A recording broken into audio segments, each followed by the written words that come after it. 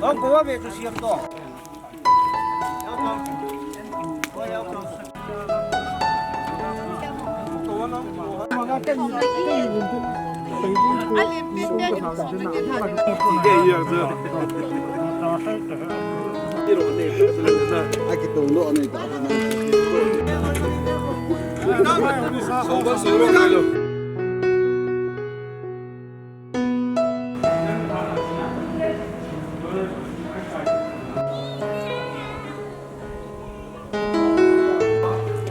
Kita lang ako ha.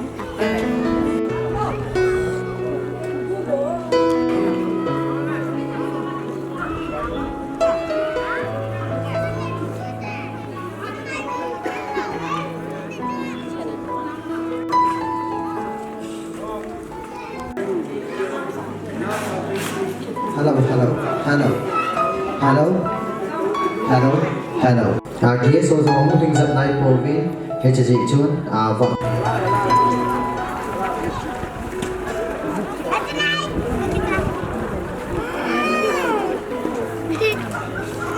Vì họ trong khả năng là lại về program này bắt phải điều về ta ấy cố thằng lên hồ trong chỗ là sẽ được anh kịp được tôi hiện vợ chơi đá khả năng ai về hiện chỉ vợ chơi đá này xong rồi kia số một thằng nào anh kịp tạo được program này bạn là làm ini no điều về ta ấy pulang dinginan ke sakot taliaw hen pante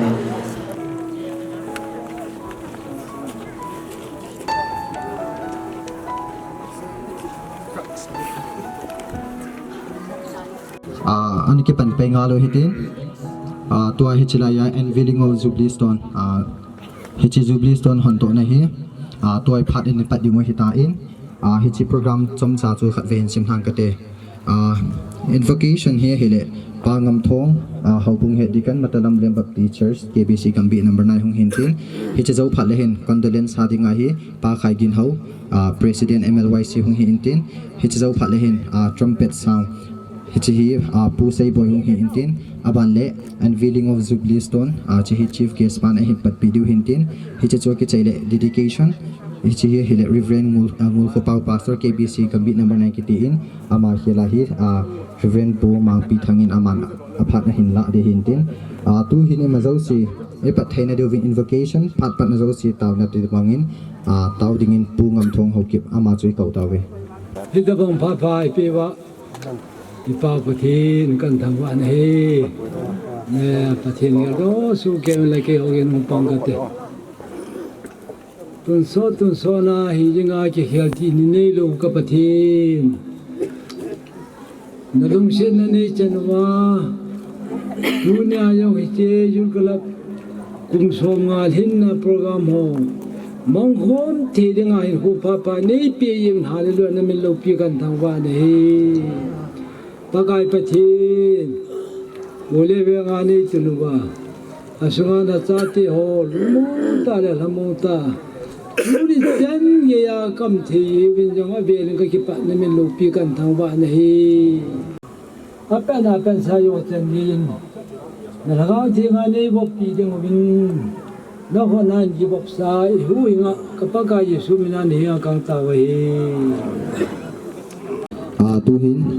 phat pat nai chai tawin abana hi condolence phading a hi in hi chi hi pa khai gin ho president MLYC in phat hin kila le phante tu ni ni kun jong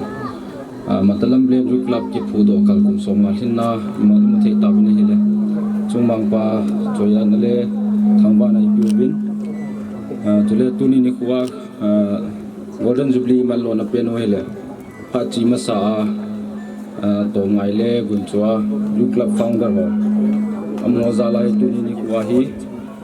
golden jubilee ho imu thei wo hi among chu su bin thei ho Tuni ni ko hin amini mo hin simdon katin Mr. Let Mulko le Mr. Let Thong Jathang Miss Let Harpulam Miss Let Jang Thing Miss Let Thing Zahat Mr. Let Ojang Mr. Let Ngampu Mr. Led Ho Khai, Mr. Led Say Led, Mr. Led Thong Pao, Mr. Led HT Yam Ngam, Mr. Led Hem Kuzang, Mr. Led Pu Zam Ngul, Mr. Led Pu Zam Kuzang, Mr. Led Chung Kulun, Mr. Led Lun Led, Mr. Led Ngam Zathang, Miss Led Haizakim, Mr. Led Yi Ngam Boy. Hi chu hi het khama chung ki sutu hin tule sim kha lo tule laya min zau khalo jong mai the hin so gum su atu tu ne condolence part man du hitan mini khat ka bang chip chanin jong metin su founder ho zan le ngai du ne le amu gel do ke sana tu condolence ni ka chu nei du he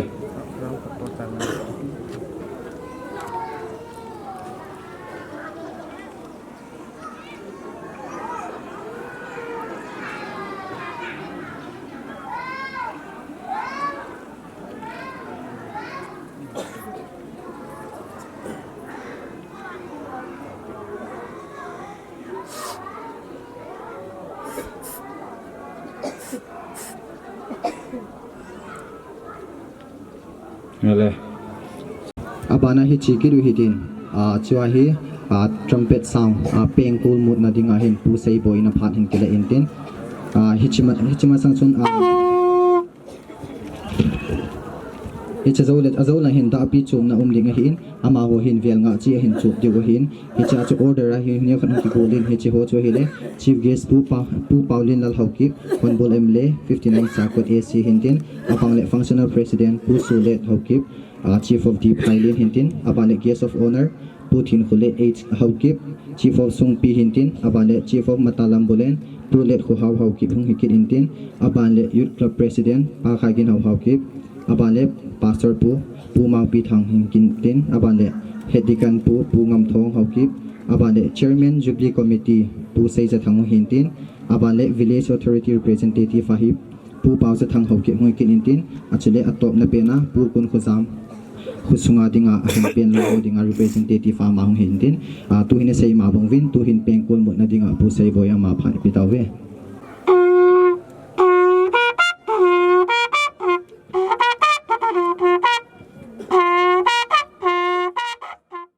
ki pa umin peng kun mot na song chai tawin tu hin unveiling of Jubilee stone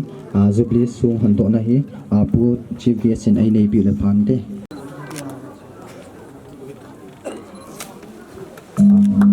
maybe go friend be activity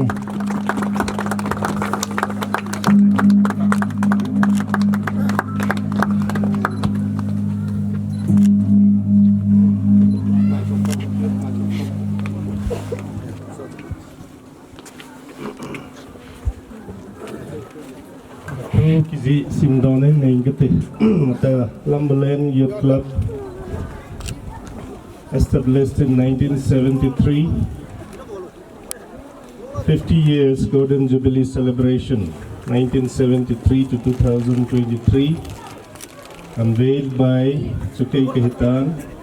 dedicated to the glory of God by Reverend Ngolkupao Pastor KBC number 9 on 10th January 2023 donated by Pa Zhang Fugin and family district headquarters chief guest pan hin panintin venga chi hin chup dio hi pu sule thauki aman hin pan di hi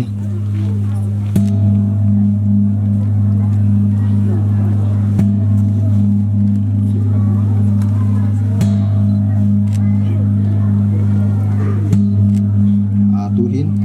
pu sule thauki kuliat thin kuliat thauki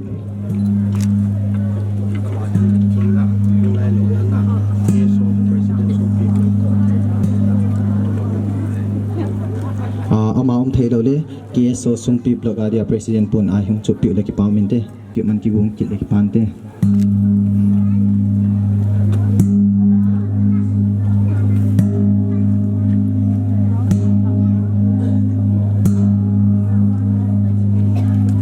ama hung ki che ki phale youth club president pa khaigin hau ki man ki bung ki le phan te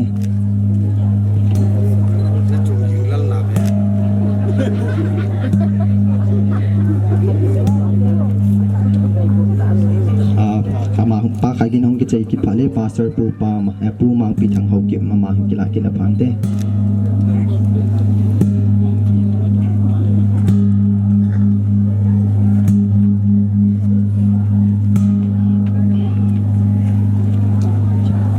pastor pu hong ki chei phale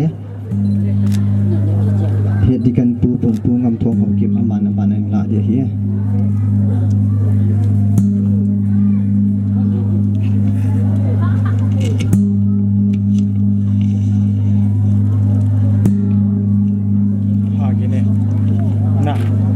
ngam thong hong ki chei kit phale chairman Jubilee committee pu sei je thang aban amana kit de he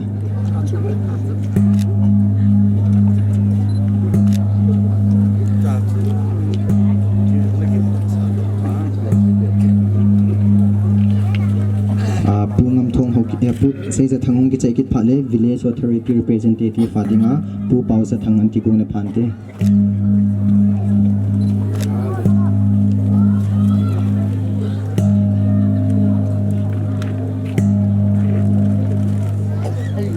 pu pau za thang hong ki chei kit phale pu kun khuzam khusunga dinga ahan lang ho representative fading ama chu ku thang hon hing gon le chung phante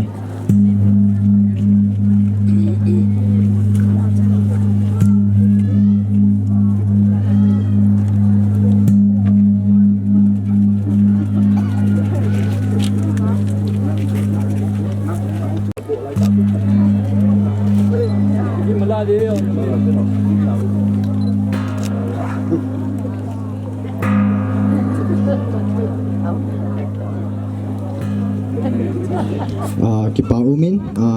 da pi chu ne chu chan chu hung ta in aban chi pe ki ru hitin dedication kat do na ho reven ngul ko pa ama hung lo zin ama khela hung reven mang pi thang na phat ki la te la phan te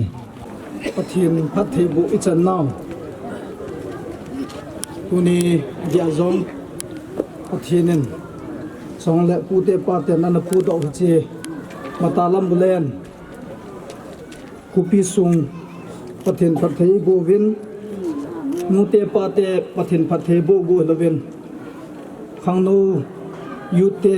khangdong te hozong pathin pathei bu wa ku khat hong ki phu do hai le chun youth club yong chu sa hat ba nga I ho ki vai hom na chu hungum to ki honin sang khat le zakole som se gi le thuma la ki phu do Matalambulane youth club iche tu change ya pathin ma pui na hung chanwa golden jubilee 2023 dam sela ho sate hin khumi te hin nu te pa te hin chongle cha te ho kangdong te ho hitabang golden jubilee thupi ta amuthaya zalovin masapenen hitabang chan phai chan sai pau pathin thangwa nai pivin yesun tu ni pram in gonu to kilonen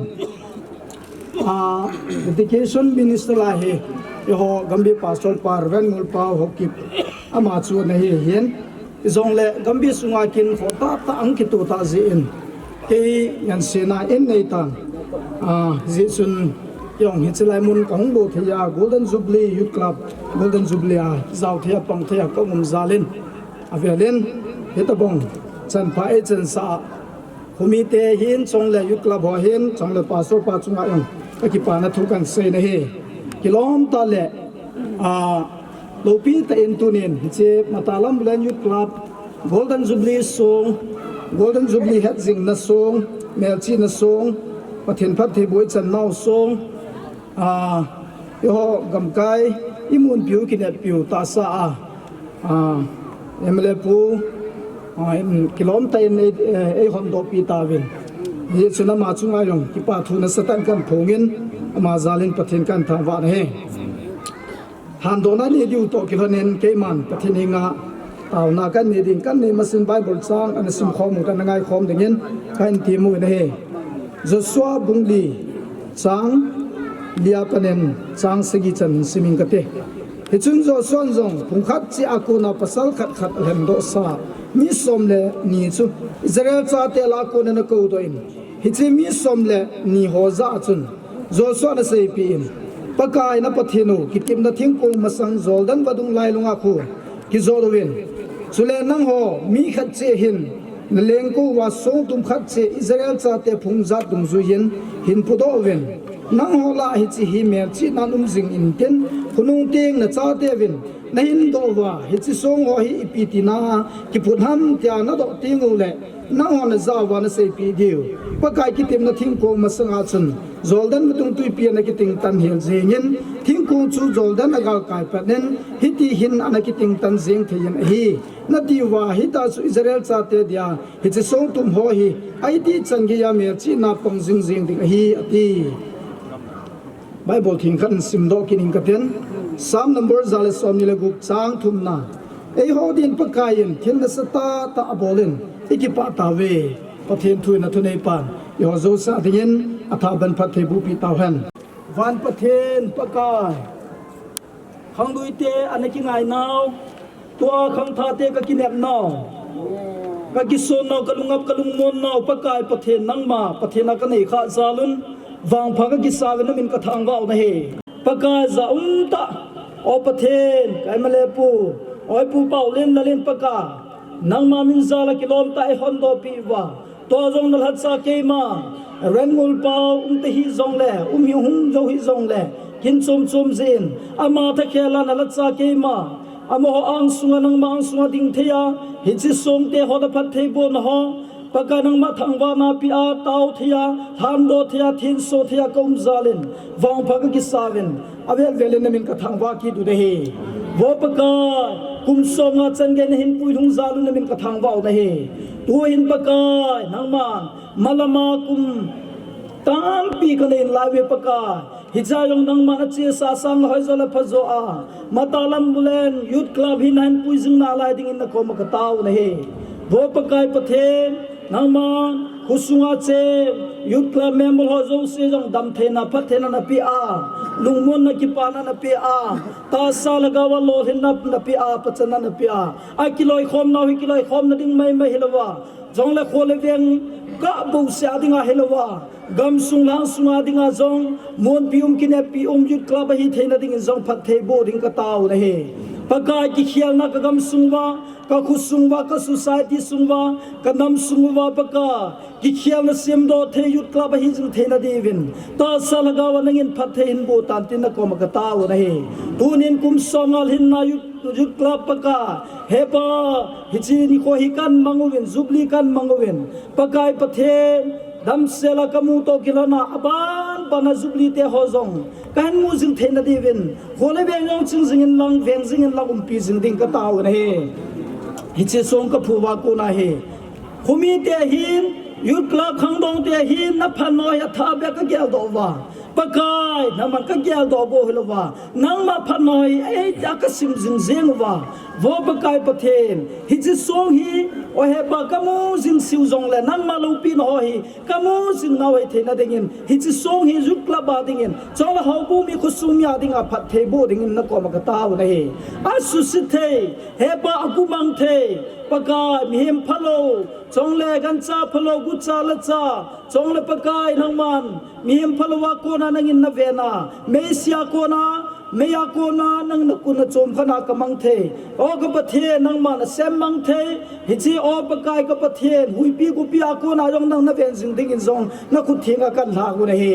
ei tiaum jinga nang ma lo pi na ho ka mu jing na wai the na ding in tu khang tha te hoin ahong hong ding khang ha ho hin nang ma lo pi na ho ka phun do naw so ei the na ding in pathe nei bo pi ta ven ti a na khu thinga ong ki hang in thang ba pu men pakai je su men ka hong ta kho mu na he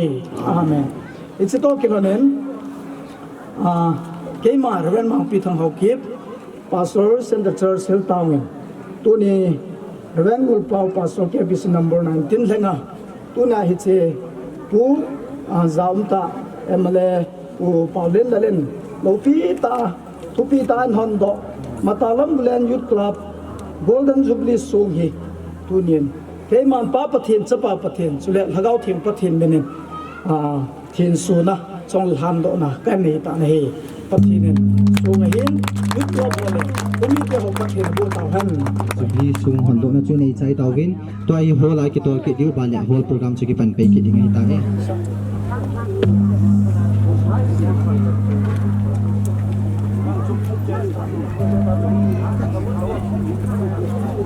Golden Jubilee Celebration 2023 iman thei ta jiuvin tunia hungzau CVP zau si keini aho si ne zale kanim naw le kazanaw sala ka hin hol chi ne Tuni ko phang nai ke man san ni ba gai sai pampi ho chu hile chief case pu pau ne na hau kip honorable MLA chief sai ko Ahsi Functional President pu sulet hau kip chief of the Pilin guest of honor pu thin kulet hau kip chief of Sumpi chuta le tuni ko phang na hi ba choila sading Matalambulane ma pu dinga thang api ta sa le Cookie Society adinga zong mencita paze fakai nulam na him chule nu boisia kuna zong ba chile ngai ta ta ngai diwa hi tunia program day program chun pung hangade comparing to keima gulhan lun kungang ka hitai chule ka po ma un nunga thain kim peini tunia hi compare ka pan ngai hi tu sum pha sungai ke man sa na ding program highlight ni ngai kate welcome address who says the thumb chairman MLYC Golden Jubilee Committee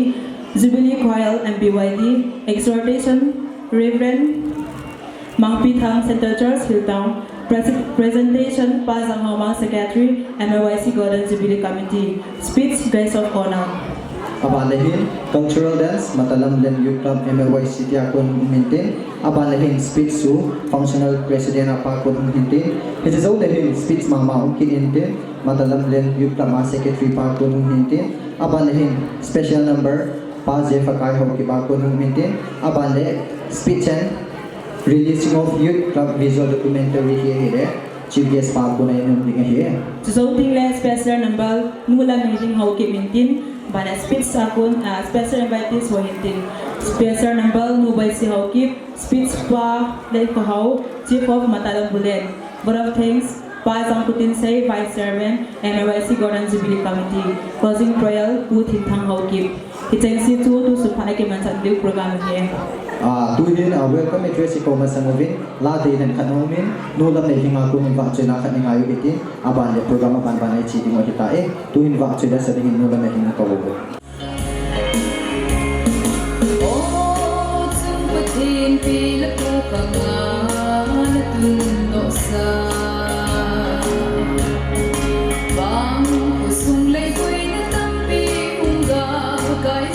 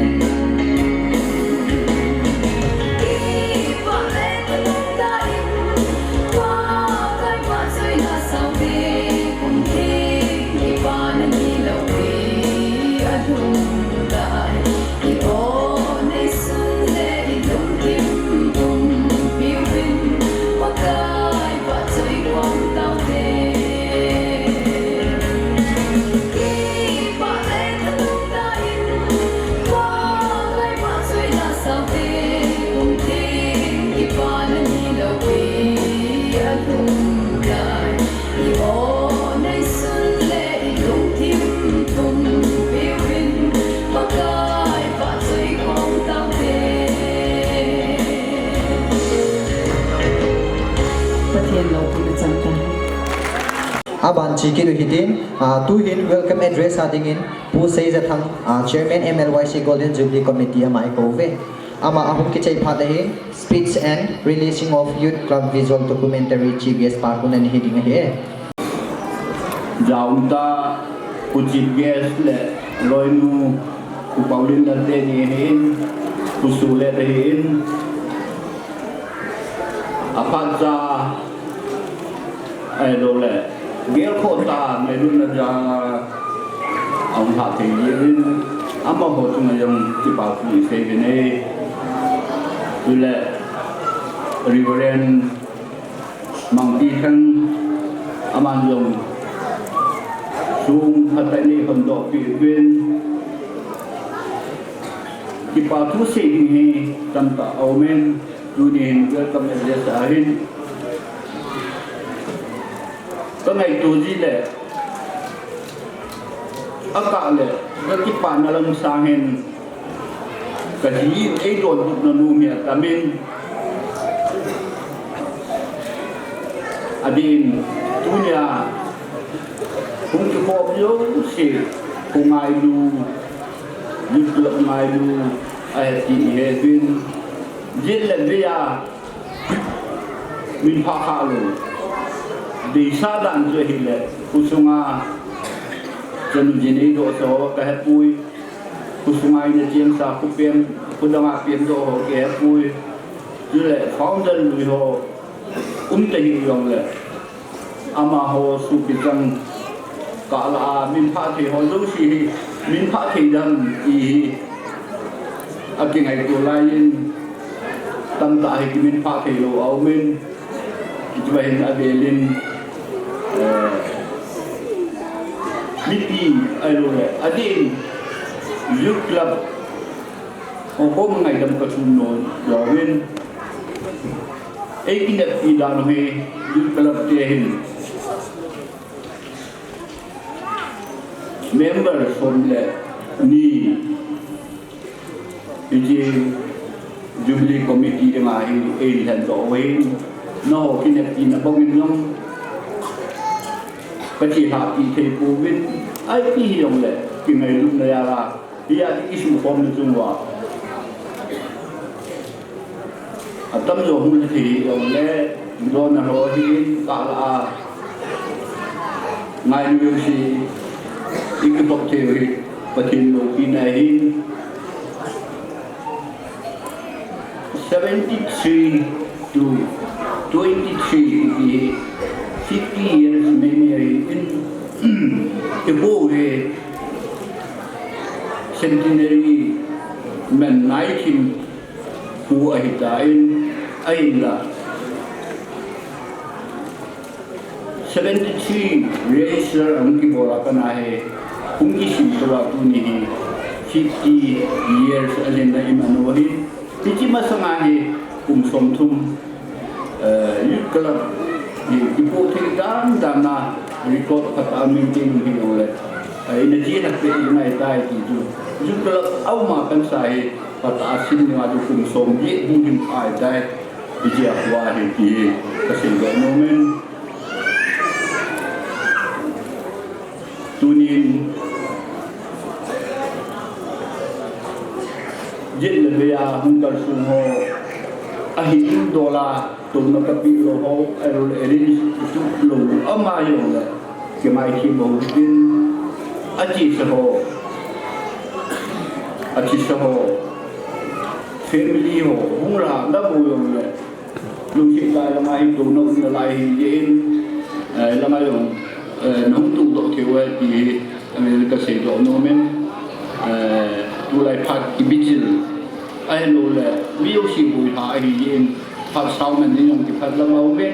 ai kỳ dùng vậy và thì tôi được chân kia cái phố cái viên luôn rồi giúp là anh hơi cả cùng sống mà hiện nay mình thì nó bảo và thì lúc này thì vì chúng cái bốn gia đình hay về li hà sao cái đấy cái li cái gì nó hà thì li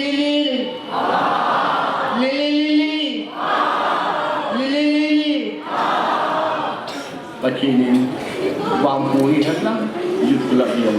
mà cũng chịu cái bài presentation pa ni mo sa jodi kin o men ni chun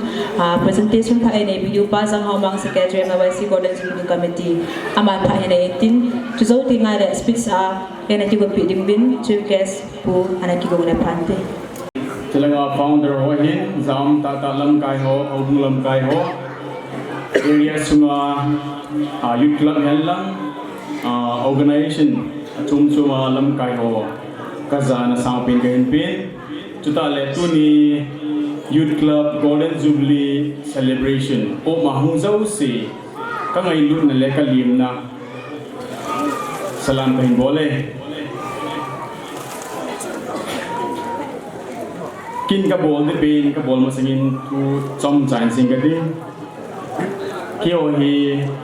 mi tham khat youth club in de sa za lai han ba committee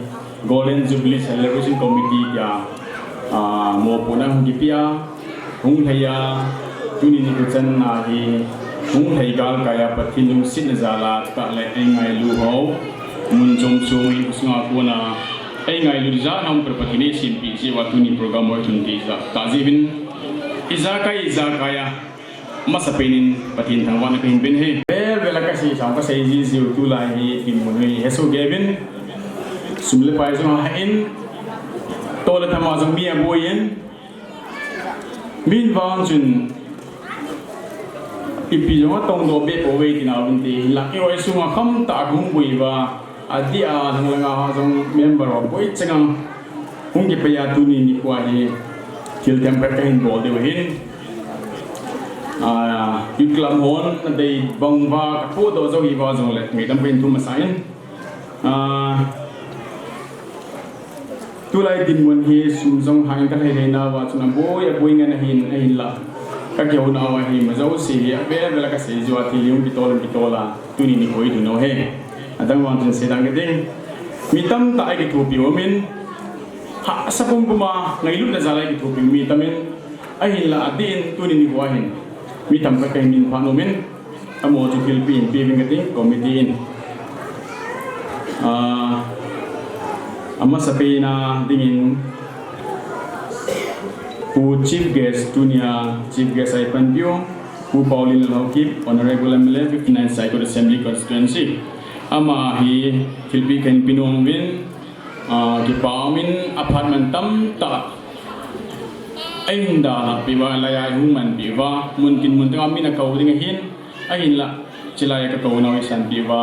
chief guest ai kan bizibin committee le youth club chunga ki pan thu avel ten pove ama tilpin bido dingin kusung potol hausa pule ka hau ki ama gain ko bin he ngai lut kat sana wa ini san pi divin ten tim pin he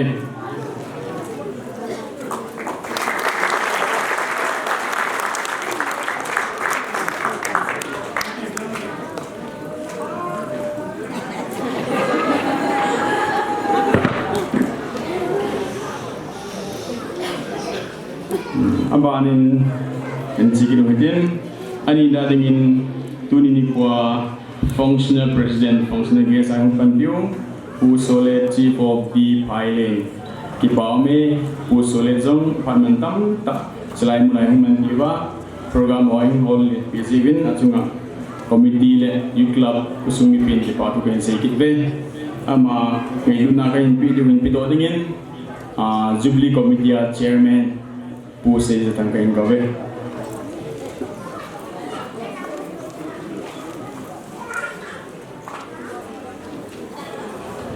mi pi hon khud ani be pi ori te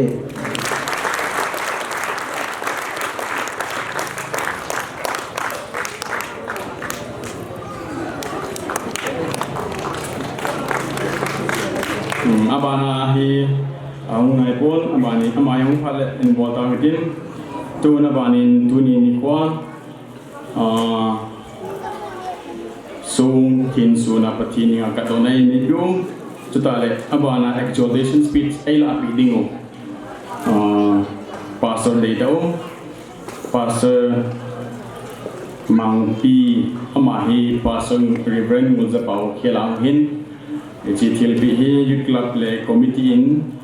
ka ngai lu no le ka pau ka sana kan bi din Keci kilpi pido dengan Jubilee Committee Vice Chairman Pak Zahudin saya kan kau ke. Baby hon ko na baby kita bide.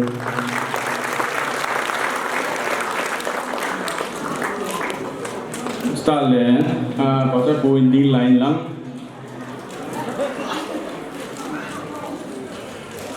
Sorry.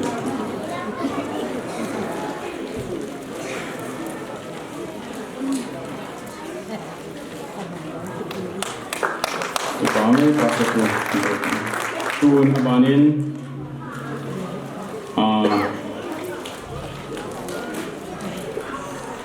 Tuan ini kuah. Inatundo song Jubilee song hong palta le ngailu nei ta hintu do pio pa jang hukin le en sumite district headquarter address district headquarter kiti jong la mahi Matalambulane selai community un nai pi he api ni aman ngailu nei ta ha sale dong le ichi so hintu do pi ne jong committee le youth club usumin amalen sumi de jong ke pa tu ben seven Angai lulu batsa na lagi pau batsa na tipi kan ay nombin isu em sang pili ben em kau ben api do dingin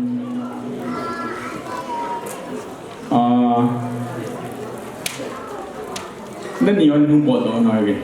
kau tim to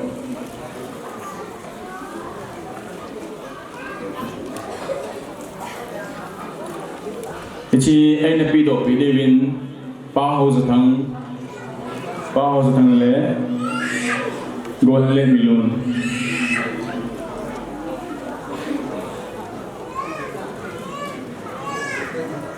Kibame mo insung condition ni kion so head pinawen ay la hena sa ki approach hin amon jong head even engai lu beti Baby hon ko na baby.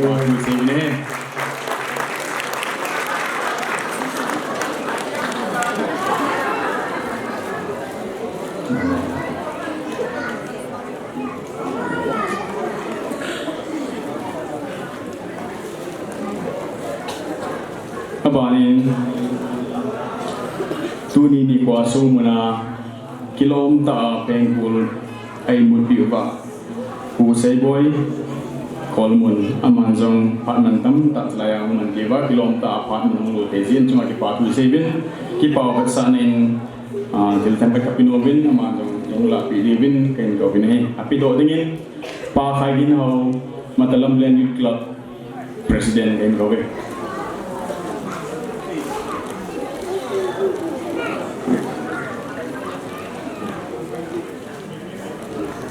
Baby hon ko na baby kita bide.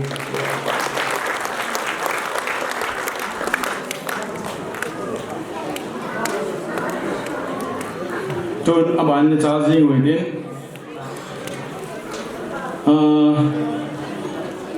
Jubilee Committee member asong point mahi pasang kulin mahin documentary asongin panantang tak le kamera ho pudok pemaphat ain lapi wain sim piwa banle tuni ni ko ngi electronics media lan pangamai mo ko nakipihin amanjong ngayon na kita bangapan mun ay lo bizibin Jubilee Committee ama head law ka ay silpi kain bondi ohin jadi pun dekat silpi nongben tun ba zang kulim kain kovin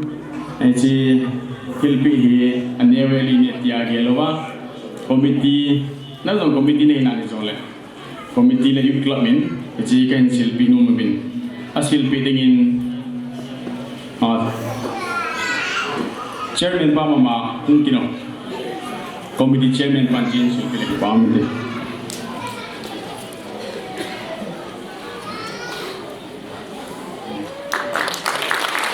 Kasay kiel kabol kiel amale ngai mo din kabol hilal kasay hilal amale all in sutubi kaute kakipa Speech and releasing of Youth Club visual documentary hi chief guest pang hiding hi Tua hi ka say ma bangin chief guest pan chila hi hin che tan le hin YouTube Ahsi media ko event page hi diwe hitai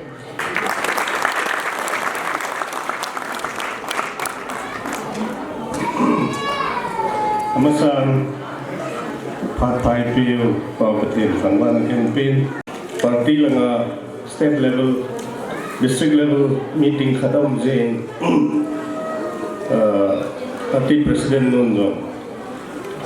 Meeting Ading Manai Nga Wadita Jaya Chu Pat Chu Kun Thuma Pat Kan Lama Sadahin Ji Chun Gas Dang Dang Ho Ini ngai tim divin Chole Kasung Miten Ini ngai tim divin Dong Tau Masain Kasung Sapu Ulet Khau Hin Committee Chairman Pu Say Tang Hin Punya Functional President Tu Sole Hin Guest of Honor Hung Nai Hidang Pu Ken Kulet Chole Partai Ho Chole Lam Kai Dang Dang Pipi Hozosi Kangai Lutnau Salam Masapian Kunpin Matalambulane Hi Akhwa Kacir Lo Wanga Kei Khotabang Banga Pegel Chole Minzong Hoi Lang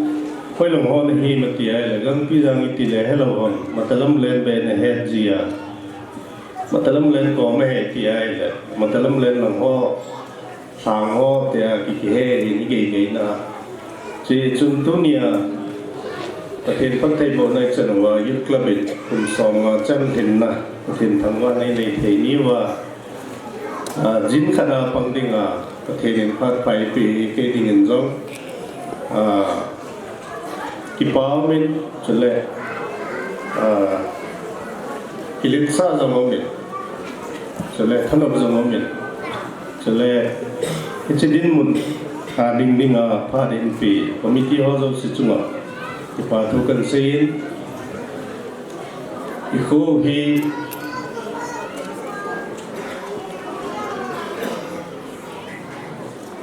Itisanga Anapi Hin Lai Kitile Anaki He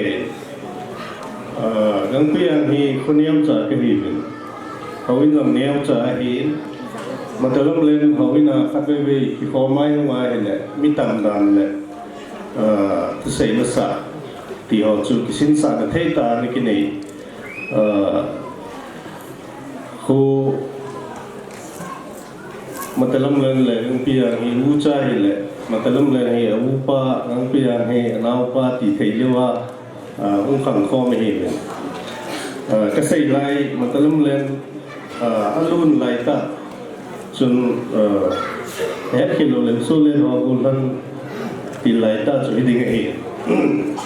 Lai Ta Wang Chu Akho Hi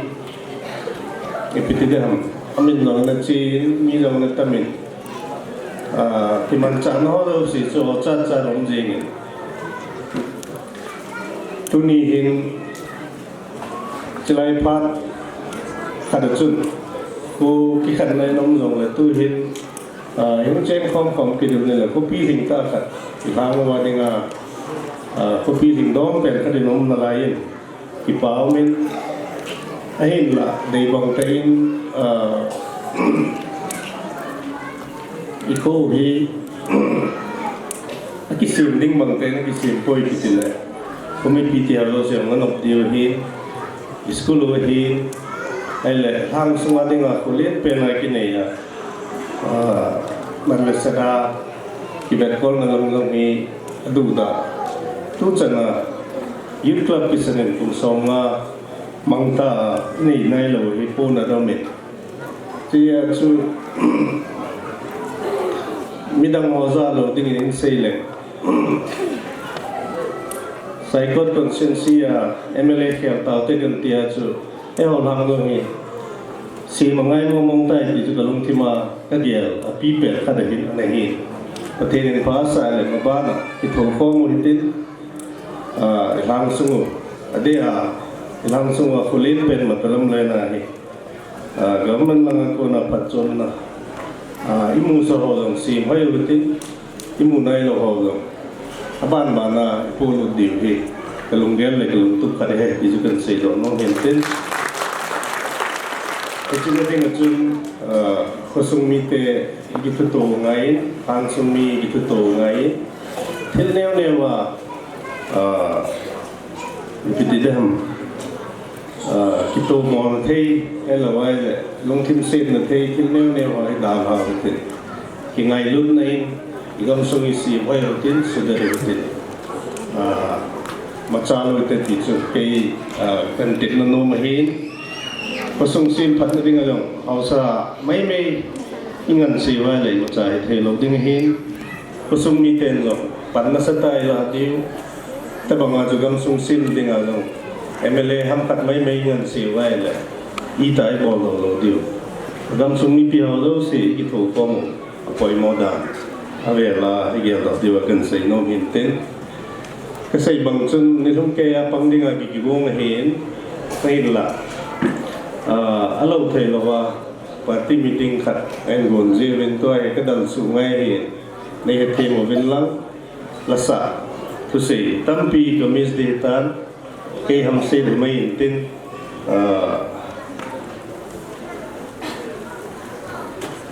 ilang semua youth club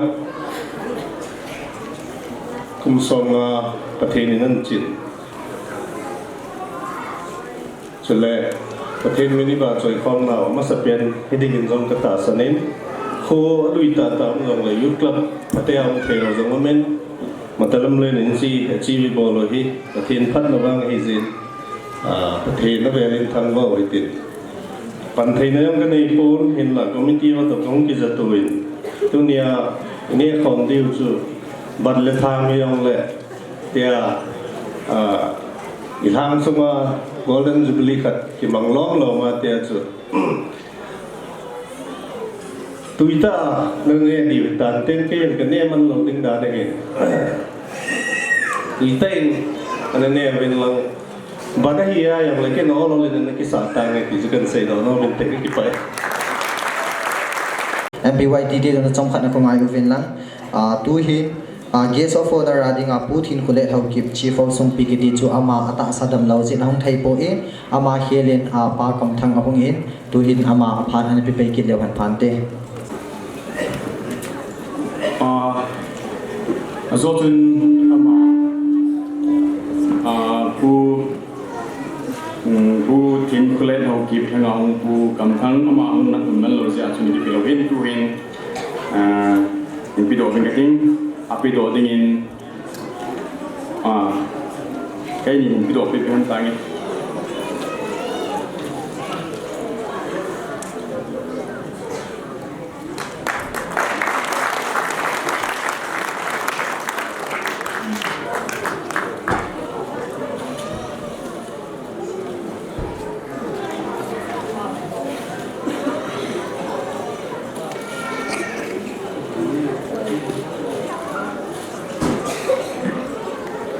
Baumin pathinin pakai di pandan lokom lezi. Tu ini ko visita bangi lompi Matalambulane juga golden jubilee kumsong macam pathinin koi na. Program mati ngai gincat pak longi lai kong dingin pak longkan lagi pun kekisongal hezingin aziz tu nanhe tamai tibi wahin cái chỗ sung pi có sẽ đóng tiền cái dòng này sung pi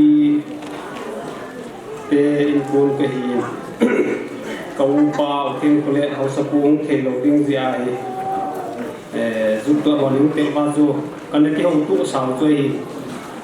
mình chú amai dòng lẽ cái mà công lô lẽ mà là mình là hồ đình thế dòng ấy tập buôn thì chú cái này xây xa hi chỉ dùng rồi chun không thể để cái ngà cái buông chú cái đầm mò thêm condition riêng không thể đầu tiên có là có các sản hệ riêng không đầu tiên cả đặt thể phone các tỷ lệ dù sông pi cô cho nó riêng hay là gam lấy xin ông riêng hay là cái dòng lệ có gì có về tiền phong pi họ dấu xì ra lại sông pi tu đi chân kia cái mình phát thì riêng ấy tìm cả hai phổ biến cái phổ lệ ba tiền khang áo phone nên đi xin sung pi ngaloi gang pi lang ki ho tur phei ki ho zo si ki ho ding kapilam lam za hai zalin kapu te ho nei ki ni ka ge ko ma win phù lệ pa te khanga kona anh ki zatu thau anh ki zatu to pia anh ki hu to pia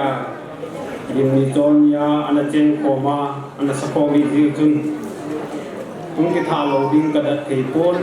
kau nu le kau pa ko mang ka da sei sai ni hung te ba su thu pi ta hi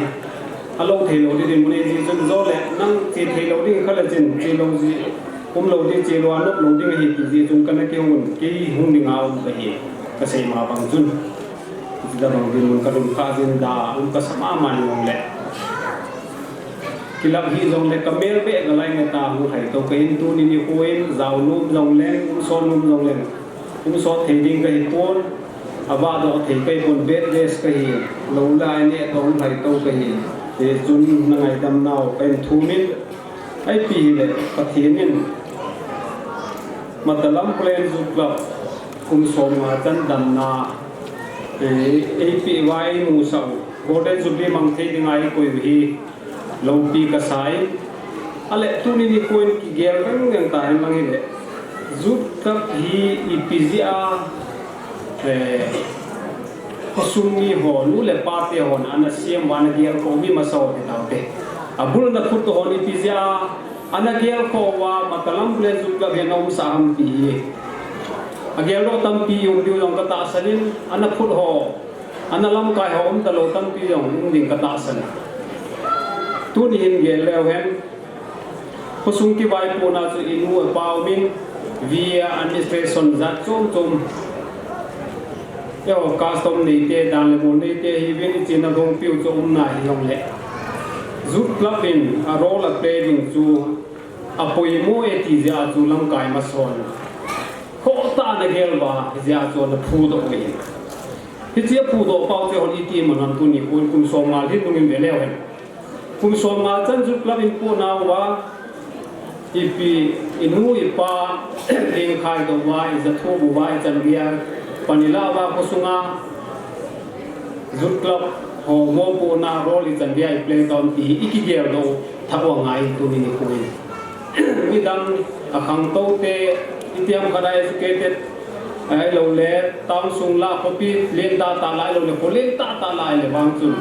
bol lo to do tam piong ni mai ke lai ni pu ka ti nai ko nên là cùng số mà rất nhiều kỹ năng cái nào vậy mà ba na future giúp club là ngang mồi pudding chỉ là thép là ngai làm cái điều ít hai dung à ấy làm cái điều ấy bùi hồi điều ý ra sim đó tao giúp club đi tu ni bộ là thay cái lo tin cùng số ngay thì dân vài cho sim bang khai ông nào lại rồi lệ cái phần kho mua phần lá kho mua cái sim tổ tiêu ngay ý phi gì nó mới tay lệ gam khan to dung zuin khang tha te koda kinga da I za kai zo si te se hon I het na I po do a khang tha hon tha le zunga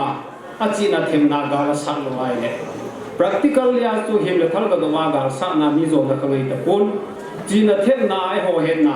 khang do hon khang tha hon pan iti la wai ma ban hi iti chi di hom ama sa penin I khosung ki vai ho ki tu ngai khosunga ko na zalhanga ko na nam pia ta to aban bana I chal vai chi vai hi le hung ki tu ki bo hi mun tina ken ka he ken ka bol khe ka sei the chi chu ken ka zanai ka he nai ta chu I no bin ngai sei ba pan kom na ki je kom na la bul sim khalowa mun kin mun tanga ki man mani nom no bi sei vai no ni bol ba hita tri ki vai ho lai si vai tu I din mun sang wa ha zo che ma ko wang hung di hi chi tiang chule isanga MLYC imai ge lo ten jong imai mu lo ding tiang jole mi chot pha ada le mau te hi ding hi ti tu ni kon mu the yom tan tu condition I din mun Manipur la jong in I ve a hi le he so ke win tu hin I su pi ho ga se sa lo le Bangladesh langa konin ga za mo zaniam chu Mizoram a CONA ho lam kai nai really a bol win It's hot in mun kui ga de da hi tu ni ni ko in Manipur ai din mun jong e ho jong ki sum bo te hi ta bang to kang de da te ta ve hi ti ji chun tu ni ni ko in zul la ko na I rol I pa la thewam ai lo le a ching a the ho representative ni ho so le officer ni ho I pan la the wa ji chu I thai jong I je ko ma pan la lo wai ni khan ni ting le hi tin mun ji ho chu nga thung thei nai chau mai tai pi zongi gel do na tam pi ka nei na hon tin gel di ke hepun hi chita bang din muna idin lai tau hin tu lai ta ngai cha tu I chi nei them lai bol then ho mi a pha na le poi pa thenin hi chi chan ge ho ho zong e pin ha ve ai la aman cha je a hui tu je pan khom ji he long je wa hi tua hi mi noi si chang hi ti hi aneulin he su ke du ka ta sanin hin la konan vai loa kon ki chuan lam kaya kon iti panan la den ti hi igel do kin lo wai lo dong amang thai sa ni ve ti hi tu ni mi pun ka sei don hi ti chu ipc aka sei ham ni ta ile zut lang ho ni ko hi ja chu zut hon I role play di ri ali ni ni mo pu na ali ni inu I pa te hon e ho het chan het ta pu ven computer ta thang the ta pu ven internet chan ge ya mo hon iza ka e ho the ta pu ven e hon ni se le pha sa thil so zo sin ta through internet in imu do thei so ke hi cha ko na chu I chi nai theng na toi pe wa hi cha ko na chu pan ti la dal ti hi tu ni ni khwa ka te na mol pe na hi in ke ami mol pe ni jong len igam sumu inam sumu boidan le tu din mona mani puri din mun ho hi I ve na hi le pu na lo the lo hi zin tu la hin jong lam kai ho hi WhatsApp la khan le ni he thim lo hon I pia bol ham I pia ma cha don bo ti langa se si he thim lo tam pi no ni wi ai la lam kai ho je lam kai jong si he abunga lung gel theng lung gel ai pi lo dem tai mun na hi tai ki lung ling law ka mai tan ti chi ni pi te ni za tho bai to tho bai ti ba na ka sei ba nga chu khang lai te hi I chan ge ya ki bol theng ho tha le zu chi na khem na he ho zo si to panila o ngai tai ti cho be vela kan se ni tin tu ni poin ka ko sa na jin ka hung kal sungin Matalambulane ju club ho zo si ka ki no be se jin salam taw kan bo man bo koi mai bo nai ki ti bai su the no di jin golden jubilee ti bai sung pi kwa konin na bon cha ben kai bo ni nei suting le tu ni zam ta cps so do ile pot pi tawen abana functional president pu so le si bo di phai le no ti masang no anam tain ki paungin ka zana ka hin pi ting le hau sao pa I chi ko na sa do hau sa pu le ase mang pa tong ho zo si sum pi nei ge ko naw le nei ngai naw nei het do jing za lo bin ke on jong ti ma cha bol ke dang la ka nei pon hung the lo ding tin ni jong le ka mer be ka lai na ta ke ka hung din hi ase thim ka hi pon na ma wo ke ka hung din ai le zut lang khang lai lang ki ti lang hi ka mo pun je ka thai pi je ei jen ti lang ko ko sa za le khat ka ga se thu hi hi chi ta bang zut club hi kum som nga mo mu hi bai lam hi lo hi hi ti je chon tu nin hau sapu le se mang ko chong zo sin no zut club hi ikito dok thiama ikisin thiama le tha jang khai le or na hi ahin la I cha I nau chu ve thu chu ve ta hi ham ka ta noi se nai bola hu tha si kha vai le ko sung chu anok long ki pan ji mi ti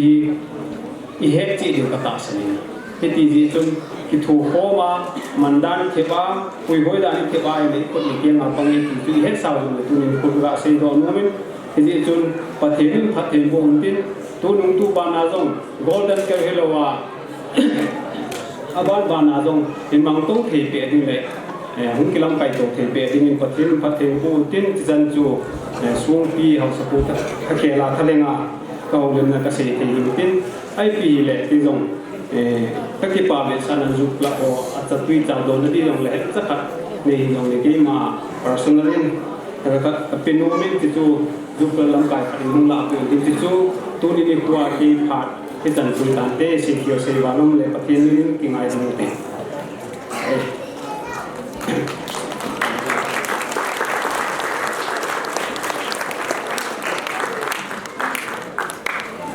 ngày lúc na zala ne hun happy zalvin ki patho da him phonge tu in Jubilee Coil MLYC te hintin si la an sa chai ti ngova hile exhortation reverend mangpi thang pastoral center church hiltang ama an chu din he sang na da ne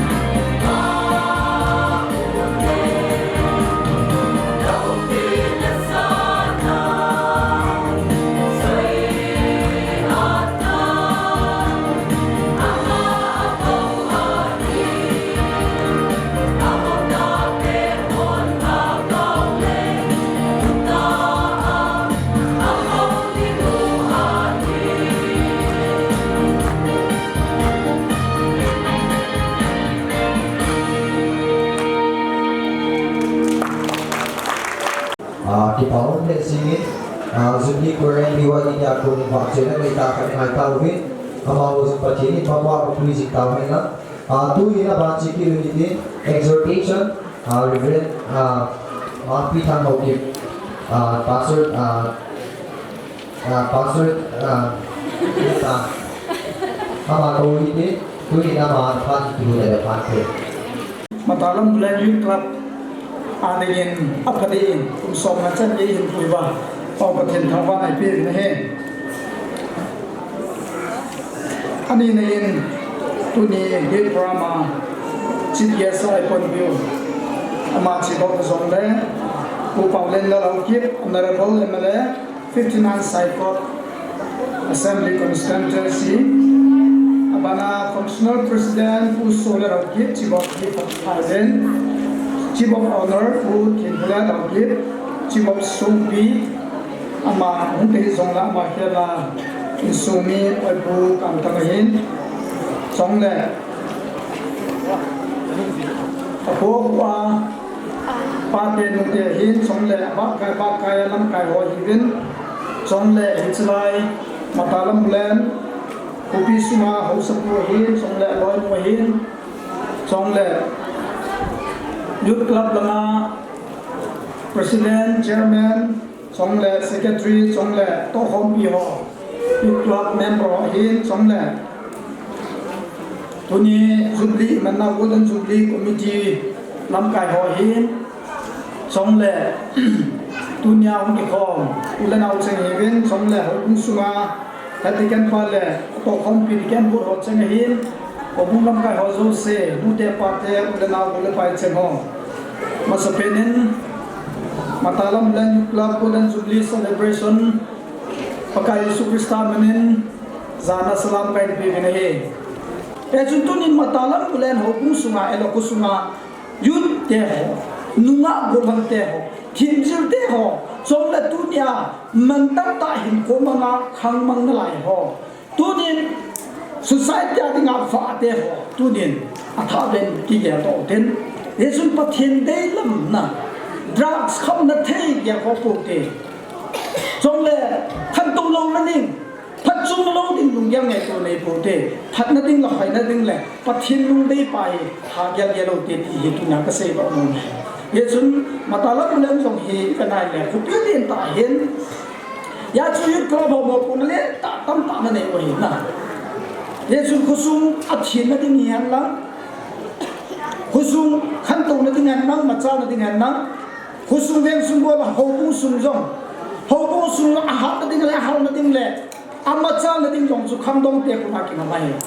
Husung yang sung ahad to tang amacal nating su yakin amat, khandong te ko makin amai ti isu melo to hi. 1973 apanen in mangon Youth Club ho him kiloi khomon kum somna hong lintan in kiloi khom tunya hi atha ben retrospection na ibi in ko achesa ikilo khom da achesa chu leuti ichangya progress ne wam ichangya progress ne lo ham ai ha su ham ipa hi ke lo te hin khon dan dan ho ikilo khom na chong le ho kusum ben su ngai mo pu na atha ben gel do ten tunin kum songa celebration ibol to kilo nen tunya panen atha ben na step tha be lucky do ten achesa sana hat zole hoi zole pon tho zo a ikhang man tam hi I hopung I society I insung I ko eleven I kam sunga dinga iman chawa chong le vai na pau hi kusung salwa hopung salwa society salwa I wa chong le hin ko hi ta man tam tai pipa pathin sum lo vela hin ko me wan khat ting le pathin lo pi na ki phun do na khang dong hin ko ai lo le mi hin I thin na di pathin I thin na di mangu te ti hi pakai mina kan ki nung na hi in yesun ong lung din sana ong aje sa sana ong lung din phada pathin na ha ta na mo pui sing han lang pathin bo han lang hopi sung jong khang dong te hong ki set che han lang dunga ko lang ki set che han lang mem balong tam che han lang achinga thin long ki set che han lang government service hong ki set che lang nam pi lam kai ding phata ta hong ki set han lang hichim Matalambulane Youth Club a kon elo khupia ko na hi nam sung sim tu na dinga bul pi khat le ai lo hum pi khat na hum pong sin sing youth club hum is ta ling kia pakai ni nai se do mong lam pathenen na bon chon pathen bo ta lam ke pai mi pi ho ichim lo diwa hian a thanum tai pang diu hin ma khu wa hian aban ban hian duk che tam dium na lai hi ji in thanum ta ni pang hin chele asar ho zo mi ho hi ne khat hin betuk zam ven lang abana hin num che che ne tam ta ong hi in tu hin Matalambulane Youth Club MLYC cultural troupe ho ma ho phat hi pi diwa hi ta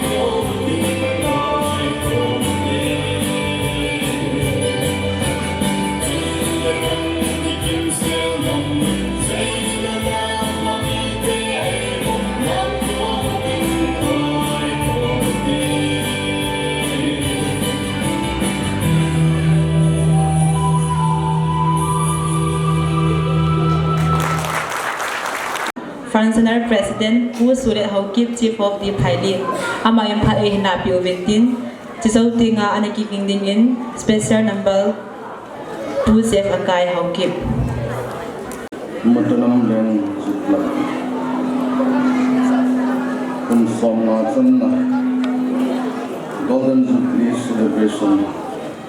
apart kita ina puitawa isa na ipuitong pagpatwin ang banasang pen takang kumasane tunihin atiin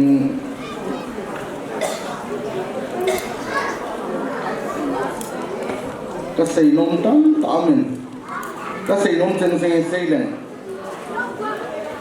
ane pat ka tu sa dinari zong le asaw na kilo din na ngay ha dinara ito ka tinong ne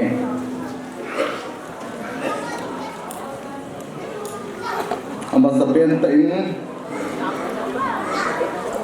dunya Jubilee mga hongsa Putsin dola hausa hongkan suno in sule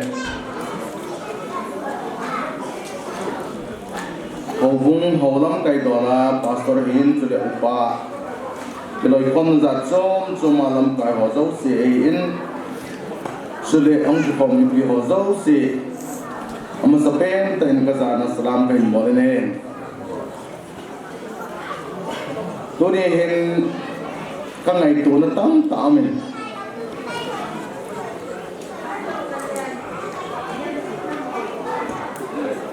kasi ini atam bese jahi sedi kehet kalwa kan na boy dang kahita kasi donong pen hi Bible khakasin donong kasi donong Bible from Matthew bung gukjang son bulati amas satain amagam le jon na hol masagin chuting jengsi yong jone kipi de ding ngaji i Bible thing say do pathin pathe bo pi hanglan tuni hi i pizai si Bible sang he say do Jubilee a ke kowati hi mi pi kam ta lung ye de ka ta san ahin la kin ka sei no mi ka doi hi achu mai kin Jubilee manwa de hin Israel te hin Jubilee adamanu hin aphat chum video ka halakhat kingai dam to na songkul zu thong tha do na le inside dang kingai yam kida ke phono do siong kingai dam to na Jubilee thupi ta ma tuni hin Jubilee man hi iki man yu ham ti hi kadung gel amin hilang chu achum hi kit tale Matalambulane hi cái giờ ông có xây liệt này hiện Matalambulane Canada là hi hậu bung hàng lai secretary Canada hi kumai Canada là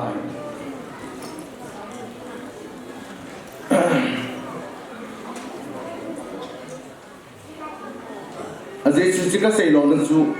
ka ho ka sei namun a hi ja chu kan sei lo na no ni mani gyal lo ma mai Matalambulane ka gyal kho na pang sing ai ti long ka sei lo no mai azai chu i khan le na hi ki ngai chu ka pin na hi lam tol phe in tol phe ga me ka chi to ai le lai phoi sang a pa na khu phoi dong sang hang na ai dai ka vat phaya le hin te so thu sei da ni le ya hi so dom le wai chu in na le na sai ja tu hin Matalambulane ka sei le na hi in ka sei le na hi a khan to di ka de in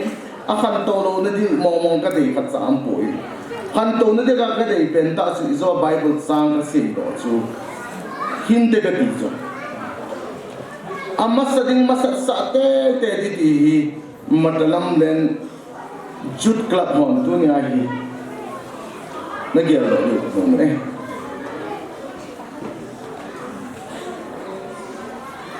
apa de ja he kanom no ka se na lung han naw kan sei kha ni ngai khim diwa ngai dam ka thum masak Thailand kan kil them sa ka sei no min Matalambulane to in them sa ka sei no min ka phat ka sai ke Thailand kan kil hin amo pudinga ka chi to kinonin bol thei ma cha ka nei di po in ain la Thailand hin julesa kham thei na sata akham nom akham de dan akham thei din munai Thailand ni umai zuwa don zu kham nom men zuwa don din lo chang kham nom men lo chang na ani adon ke ka di kham din hichu khang lai ho kyo hitalo mi no mi pa te se ki sanat anu mai hisin Thailand hin anila chenga hi thingdang mi ki kimna mun hi zia phaiton mi mai le jong le kai thum lang ma hi anila siami kidal chuti ti jena ipiza kidaram dile jukham akidal la sun itiki sele aphai ka ti nai poin kan zakham number 4 lo chang kham ki hon kidal la apang khalo akidal apang si chu jukham ho agu chapang si chu lo chang langa si number 4 apat noi lang si agu chapang ki khusum se chen de no lo di dan chu ka gela ne iki da ha jam ti ka nung gela he kum khat ka chen zo wa hi ka gela kum khat ka chen zo wa ka gela ti da ha dam ka tilai ke yong ni zulanga ka hung ki pikit ta zu zong ni atui lo ki du lo atui ki don no aman gong chu tilaya chu 2012 a hi sang thum le zanga ki bi ho zu to ai za ki pitam aki do kha ta lo zen khe ta pu hi sang ge ya suin phu ka no man ani ahin la ko sung hi anok na mong lo dung mun om lo khang tha nang i vanai le high school san to control no ma nom cha po ho si ahin na high school class song ya pa na nu na pan control do to lo kham na thi ya ki bol pan jing lekha sim sangom to lo ki wa na thi dinga lekha sim do om to lo hi si hin adi lo ma ma hi tai hi lam kai lam hong châu kho ma amma sa pe nai zui kham diu kham na thei zo se kham no wa de ko hi i thei loi tai ti pan kan la kho mo in nu te ki loi khom na wo me na wa ser kan bolvin nu te ma lam kai na in zu hon in som le in nga hi kan kham zo in pathin ka thang vai nei tuni ita Youth Club Golden Jubilee pathin thu sei do ne ti mai thu pathin thu zong ta sa thu zong I sei hon mo wai ta in sung ma jong sei pha do ita Youth Club ho ki khop nang sei thi ta hoi lai jong le sung ai sei thi ta a pha zo sia je sun ka sei hi achum nang in la po din hot ta ta physical sei mel chi so ke ho din atop na hi lam len wang ho jong I sim phat diu ham ti chu de ilung gel ba na pai le on ka long ne ti sun kham na thei chu in som bu na nga nu mai ho hi hong ben kain ma ya khun darna I sei bang ki ho ka ki wa na zu ko hun ma ki wa kai bin ku hi chan ka na ki wa oi tain to anang sin na bola hi le hap ta khana ni pi di hom la khana ni pi di hom in som du dai nga chu en sang 50 kgs hap be ki khat ni pi di wa ti na sai kalai to la hom jemo ting jeng don ke tar to lo alam kai ho sa ni hin le jemo nei ho si ke wa na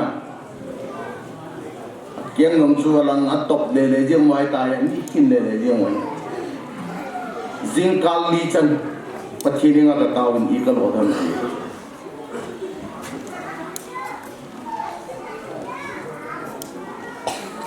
ijon ke zong ato tom na he ka ki gel do na khat chu pathin ai gel do sa in de pin zong ka ta sa ne ang paruin apai tin thu kan sei de ka ti ai le no in su hin zu no bon win na jiteu le na cha teu pasal ho don hi am ka ti le adon me te adon vai le apai zu don ho chun in sunga hi bel khat be chu thop su ke anei bam almera khat be su ke u umam ele luhang lo bi am bam adun han umam tele amo lo chu thut a ki roi cho aluhang bin akitom zero khil ke zo ma su si rom zi edi akhu tele apa pailen ku sungi thildang tu so mai no thu do zo ai po da chom no ai po in e khang to thei da di wai kin na lo be in chen sim so ke di in su chen dio zinka pana zan koi ma cha kholai dunga zukhama pengom loading akhama ngola pengom loading kito chana nom tain koi mandir izat de le simon patata le khasim te ni ding pichina de bam in sunga boina mum jeng de de bam til ham taro akho til pai tu sunga ke bol hi hildang hi kuin kham na thei ko sunga bai sa te mi mo su che dinga ai lo na dinga ke bol hi pichina de ham de lo ham ti hi ka le koi suna le amo ka de di yo ne ka de ki to ale in sunga zukham zia kazi to kinai ki ka kina mo poi tinam wale na khatom men ding do men ka dile abo da ha cha ding do ong chỉ bắt chun alas cái gì chun tua pana hi Highland kusunga zu hon taloding zu hon zu amai le akimat to ai le mera pai di women welfare association on anok dan dana bol di wei thu na kasim zo wa hi zu hon ni an nga pa azhunam lo wangin an pulut ki rovin mun choma zo veng lang kingra hoi lang laham khumui jamba la hoi lang bana zuwa go ho novin an pulut rovin azu ki rovin azu zu achun chuna koi win chi chu nu te hon an man do ki rovin ama sa peda mat do nu hi 10,000 sang som fine abo abana nan zo ki rovin 20,000 hidi hi ki le khana mat do ki 20,000 leo sa ki rovin aleo lo wala zo di hi kiga ana sa khom tho na lung ya lovin iwang kho to in a compare de na tu ni ka sei thu ta ka sei in lam le ni ka chen na ai ba na kan sung ni te an sang chen na ni i ti de apa do di ka gel na apong thoi hijatsu izzat in bol in ipiti phat din bol zong lang no apada am lo lai phei lo hin tu ne hi chance khat ve ka mui tai ka sei go le kham le yong kham sai tai ane ha chenga mi kinasu dot bosco mai bazala bumor boundary maren sida lekaya chenkon boundary mi kinasu khip che pathin thang vai hisi hi kei gel theina le kei bol theina ha cha pang loi nu te hat na pathin zala ji su doi avelin tunin jong pathin thang wa na ka pikit nei tu charin zu ho nam ta pu in ahin la aninga ka adon ho da mi akam chu ki hui thei lo yin na adon zun don tan te ain la toin khailin hi azuna amuna zu da nam lo pharin masanga da te ding sun zan le ewa jong le zukhama mi kinum tala anuma da bai hisika sei lo na hi khusung wang kham na hi do da nan pan lau te ti ka sei do da hisap pan hi nong khang to in 2012 zo in kham tha lang kyo ho ise ho bunga ise ki in ho win mong mong zo hi som ni len yum hai len a ho win len dong ho nga ta bangomin adang siam ho abana deu ho zan som ta bangmin nga ham har ho aneo hi ho win khu zat la khun alin do mang su ise jong alin do ma pong hisein khang tha lang ho lo hin tua hi 2012 para tu sana hi bank po ki zi do hi mi som wal ta chi pathin ka thang bai ne hailen ise ho bung sung mai me ai ku mi gu vele adang ho bung ta ho so artelin f set ke zo zai ku e ai jong le khang tha lang in kham ai bol da a lekha lamat ang kitiet tho a ai ai le khusunga sim phat ho bunga sim phat aneo de do in sunga sim phat khang lai ho khang tha ho mo ku nei alin mo mo ti ka sei do no mai yesun in zarin twai hi bank pio hi zo wa hu anh cheni ki sim bam dile building ki sa yeng wa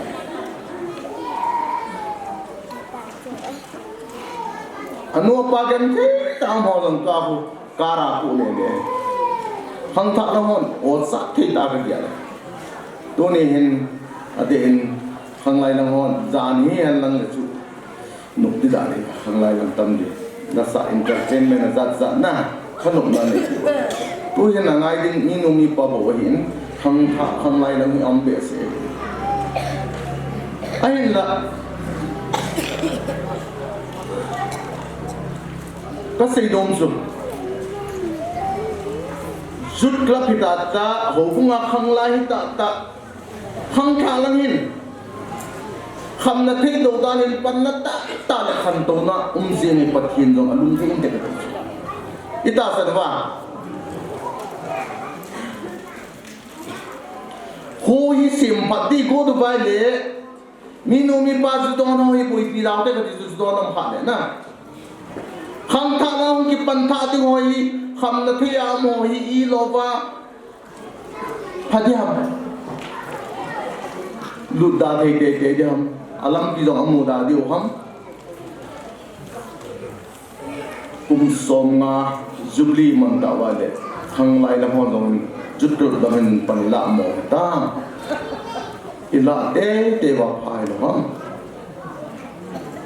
ho sem pati go nu vai le khang lai lang sympathy intense sympathy ko da wale khang lai lang sympathy ai lo ka sei lo ding ke pastor ho sei di khan sei de ti ding khang lai lang hi ei soi le ki sei da tan tin na to ai ka ge la khang lai lang in pan ma han lang kitchen zong hi suma lu hom te pen kitchen ban zong hi hom te pen ki tu han lang yo ka sumari chon dan pai chi han lang a ki zo za mo ku alak te len ki se han lang ma ni ki zo za lo na di hoi ta cha kyo mo hi siat pi ka de jong su da ki la dang ka som li tu tu hin som li chen ki na la han lang kutile aki zor zamun loin haudan thengin mi zo si ki chen han lang le iki khan to tadam na khusum khan to na ding hin hang lai pan la ang sai hi aku tere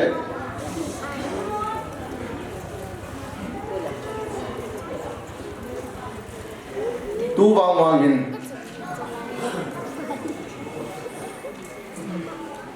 tilaya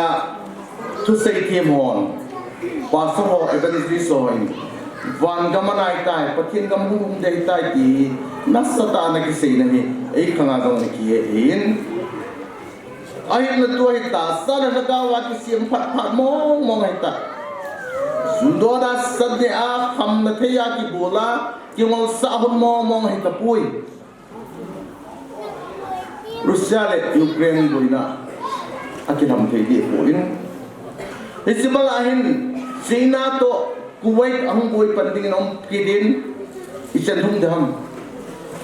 apanen steni panen Manipur gam su ichen ho so simun din boy kidin kido thu thang gam wan noi le sira khit lo aku tia de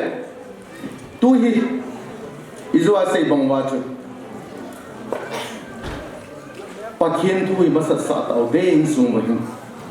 amma sading chu masat sa au den hi tau te isozo sibana hin Christiani so ke da waile Bible da sei chu tu hi imuna ko na kha pha hi ta ti imuna ko na kha pha ta chu nang ma ke ma min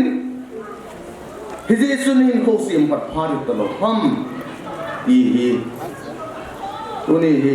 dong nga ka sei dinga kilom lo ham kilom am ke pun phailin to ki bonga hi lam len sum pi ki to hi ka gi ko na pon ga ka sei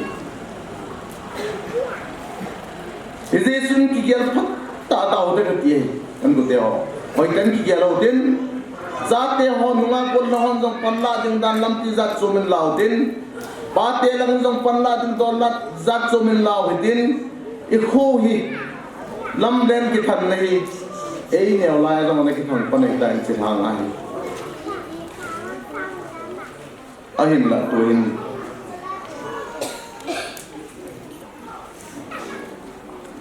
hàng thà là ngạ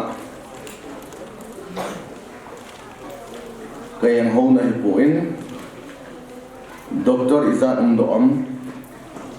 engineering izat độ tam ai là vậy bên tayong class grade độ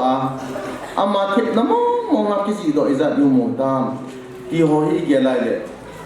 ki pat phat mo hi ti dunya hi ka sei do nom je ne ye sun ka ngai twai le in sen lo sen sim phat ti hi koi ada ki ham ada khat sa yum pu vi ida lo vai le khang lai ho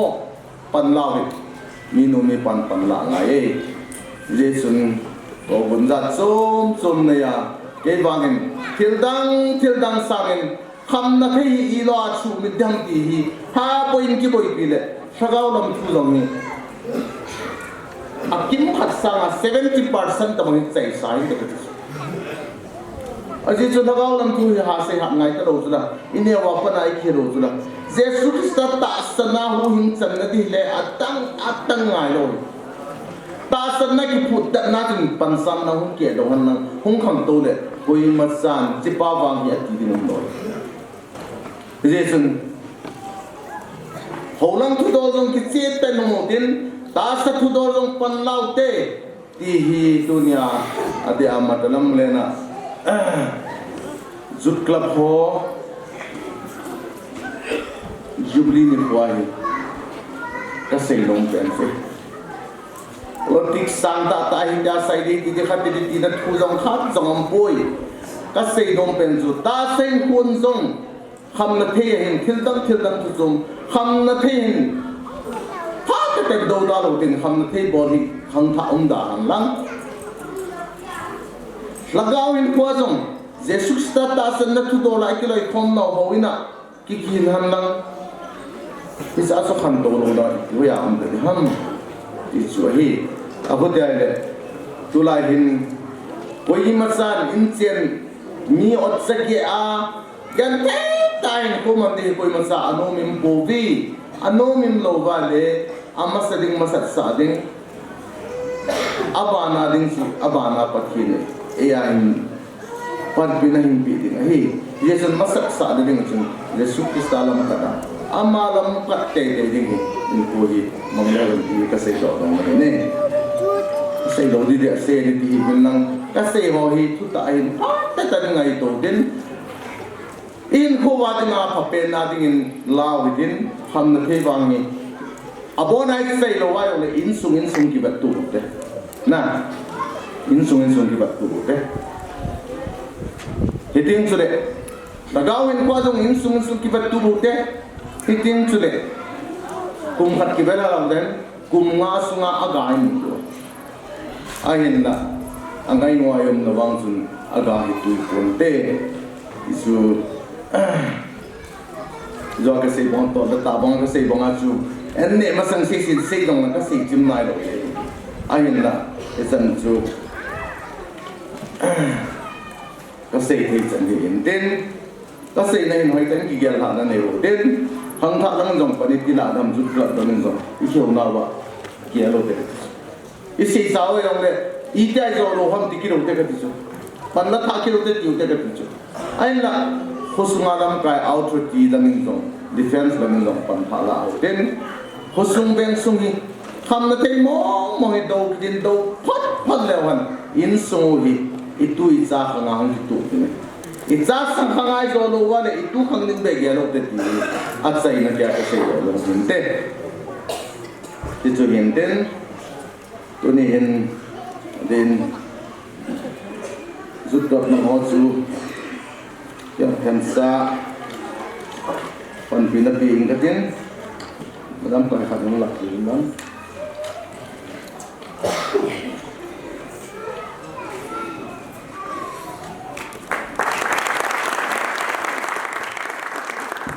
sang ni hong ka sei be de tua sum kan pe chu na ki pa ba a do matam sang di hai sang nga ham ka so mai the na pi leng na ki pa lo diu na hi chi sang nga chu ka thu sei zo hi ki pa pi vin long na dum wa na hi sun ga nei zo de na izowa cultural dance ball holoi chu kasimale ni som a ka sim doi cái hết khiên là vài lần na amo lo chu tam hat ki pa man tam hat pi no me lang kai ko ham asadon na di bin na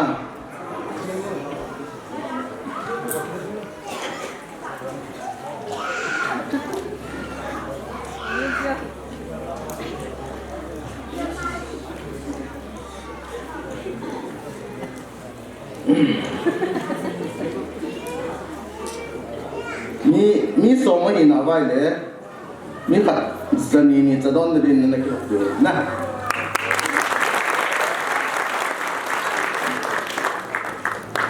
ki pain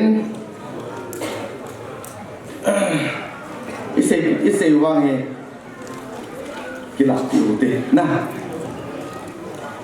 boy ma ding ai boy ho a ding ai ka thu sei du zu ai lam len din mun he kate state nu pa ki nai ki jong ka het pa cho ki je nam dile ko sum da bangai ya na zia chu a palam bi to han lang je sun ito ai bol ha so si khan to na ding pakai lam pa nai ko man ding ni ngai to te bi a sai na kya ka se hin ka ki poi MLYC hi hada chan ki ding do ta hen ti na ding a hi committee ni to ba chu mi kha se na kya do ma sa pi ni khan te ni ama chu koi ki ham ti chu ki he chin ta wa hi a thila a yong zau ta mai ti he che ke ta lo zut club hada cha din do ding a ke do ma sa pin ham pa ham kha no chu pa chi ni he ding de hi ama za chun la sa ko ne ma san ta chin ka thang wa ne household and asset so ha ka hin nai na la khat hin ngai lu na khong khona se zut club te chun mera pai bi ho na kam na ti na po zut club te hi Mizoram YMA who government ta khat cha ni ti din te le young Mizo association ko aveng tin ha tin ko tin ai Mizoram pum pia ko a khau ha na ha Matalambulane ko sunga ding ang youth club ten har cha pa na la ya le nu te no ki ti lo do pa te ho ti do ti asa cha na angle zo sia youth club te brain no ideology ko na thil pha to ding tam ta me hi chu ama sa pa thin gam da chon pa na almost na kha ni hi youth club ten har cha pa na la win hi a ki phat lam ja ki chi ta se ngam lo ma de sa na len ta na hi a se lo sin ta thin ta te bu ki chi lo na Lilian ngambil apa nama? Ayo sih masuk. IT dia mana? Ya mikrofon kemana tu? Jubilee committee wa punya orang hola yang mungkin. Atam no ni kepil pun telah kan usah bilang sang sama kan tapi ni kepil ni tim. Tak kepil dia ni. MLYC hiểu riêng thì các xã số nào cần hiểu về đây thì Hello.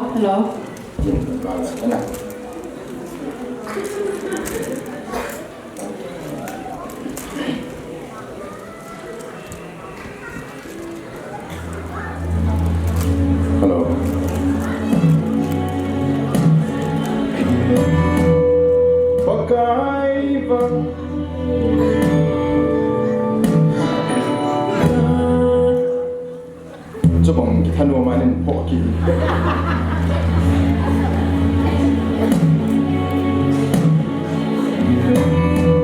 Pakai bangku Jubilee dan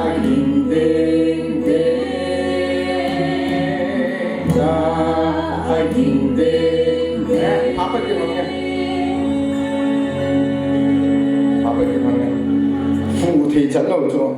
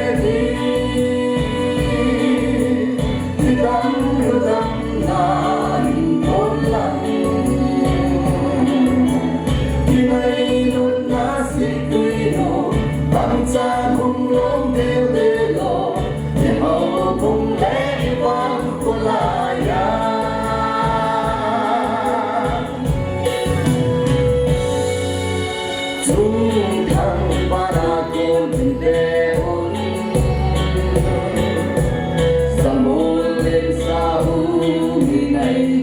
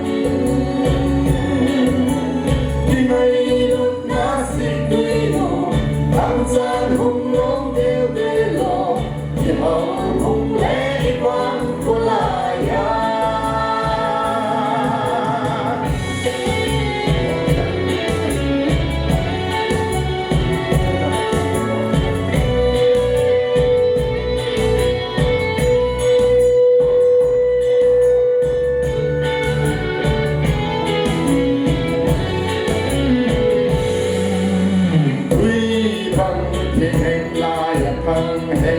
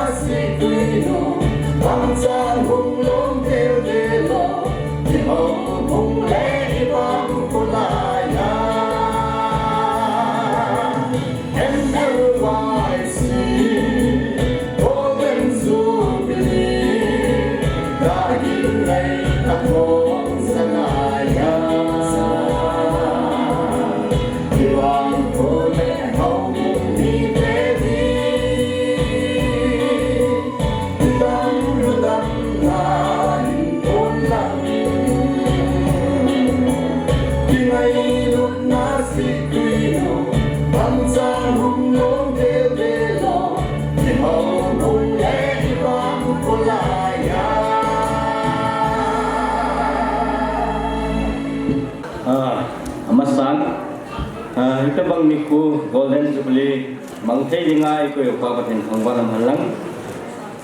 tu nia hum ki khom khom ku sung ni bi hon le hin zit le baya youth club lam kai ho hin chule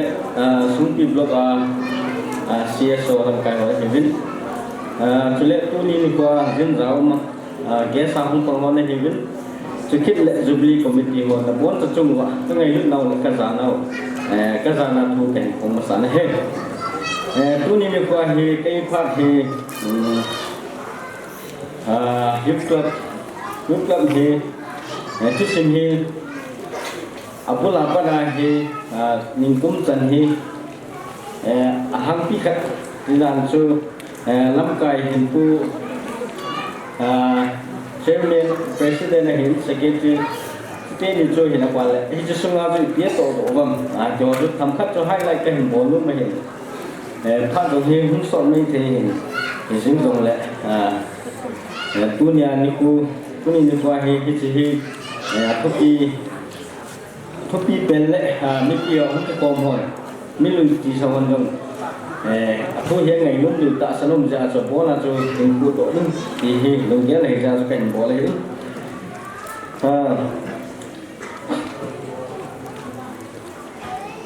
tôi nhà các chút xây hình hệ presentation tại mà cảnh bố thế này cảnh cái sự đó số cái này chỉ cảnh xem lại thôi thế này tôi xây thì mà khi lâu ra cho cái gì follow lại hình lại lại cũng cái tân rất là hiện tại जा सके हम किसी तो है मतलब लेन वाकु है ऊपर उपते सुमिते तीजु पु सेमथों होके इन सुमिते दैसा ले कुतो नजाला 1954 कुमा है पुले पाते ने हिंसिम लो है अब आना मतलब लेन पु हम जो 1958 लाया है वेलचन पु मुल्खौ ex MLA chairman hinan कुतो लुंगा गोलम फोन किलोई कोमना लोम तीजु युथ क्लब तुने kin long pi man naw hi youth club chu a hin bol pan taw min a hi chu zo phat hung chi jit on in 1964 kun vel hin a hoi zo in pu on jang chairman hina youth club chu hung kum kin a hi aban bana chu ti a hin pu to kilon chun 1973 chun pu sai je thang chairman hinan youth club chu society register a hin bol kit taw min a hi Julai ka lam kai ka hin polo thai chan chu pu jang secretary le pu ngam thong treasurer hina ana hi Julai tu ni program hi society register himbol do kuma ko na chu ka hin so a hi zik chun kum som na Jubilee chu tu ni ne bai lo thei wa he a hin la pu mul khau chairman hi la ya chu 1958 la ya chun in sim dinga la him tu kum hi som gup langa hin kum na hitai tu nya ngai lu le dei sa ta mi pi hon ai ne he tin ding win om taw ma sa na he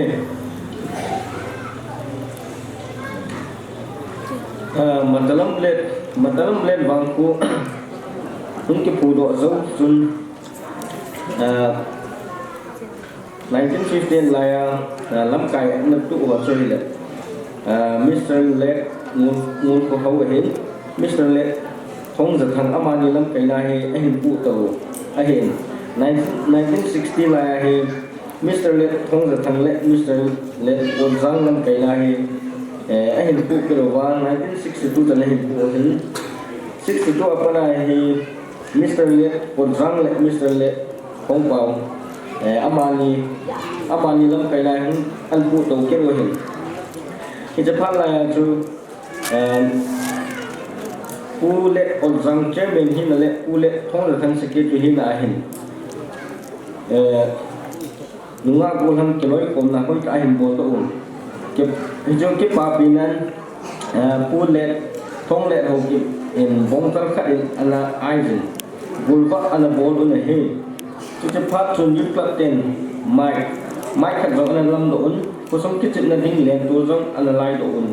kusung lam lin jong ana kai do na hi sule government block a kon in community hall rupees 700 in ana sa do un na hi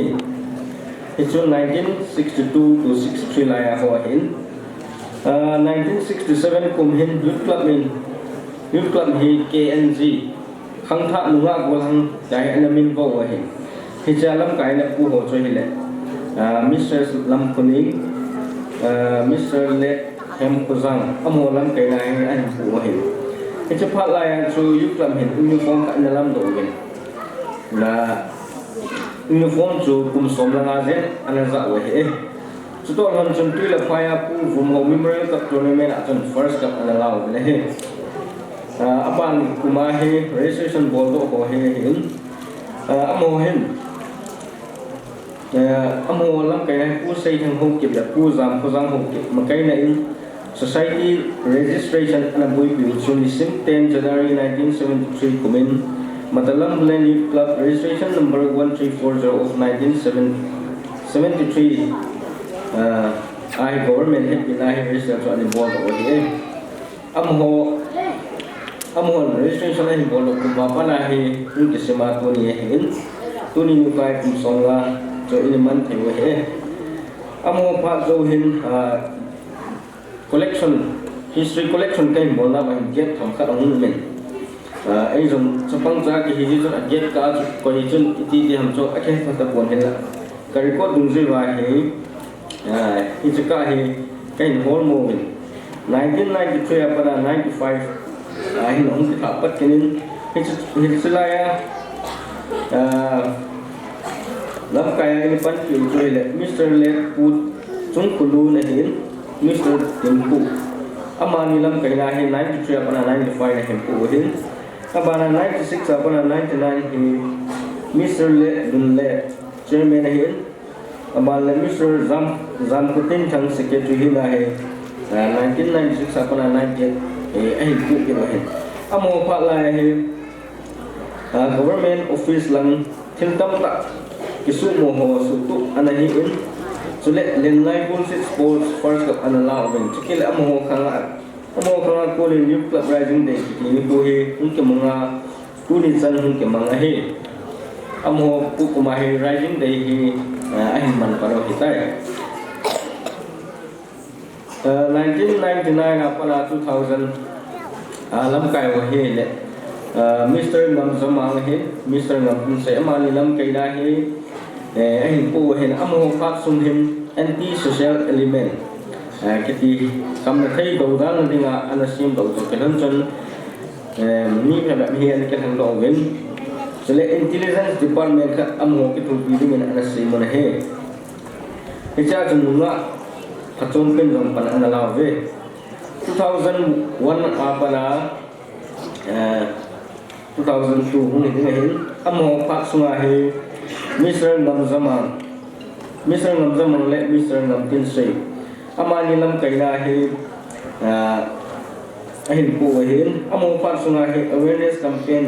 si chum ala bolo bin hi sule TTLL memorial tournament jong amo pa sunga hi ana bolo hi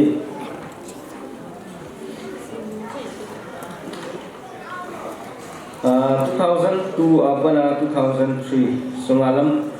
ama Mr. K Zang le Mr. Ngam Tin Sei ama ni lam kai da hi ahin pu wa hin amo par sunga 2003 kum sungin the 5th TTLL memorial trophies ana conduct zamuvin sole youth club pe fan holding in PT sang ana ding movin he 2004 to 5 lam kai na pu chole Mr. Le Zam ko zang hin Mr. S Zang ma ni lam kai da hin 6 TTLL memorial trophy zong hi ana conduct zamuvin sole student mit zong ana bolovin similar to chum zong ana bolovin he sole mun chum ma tournament na ho iklat te ana vai ko juve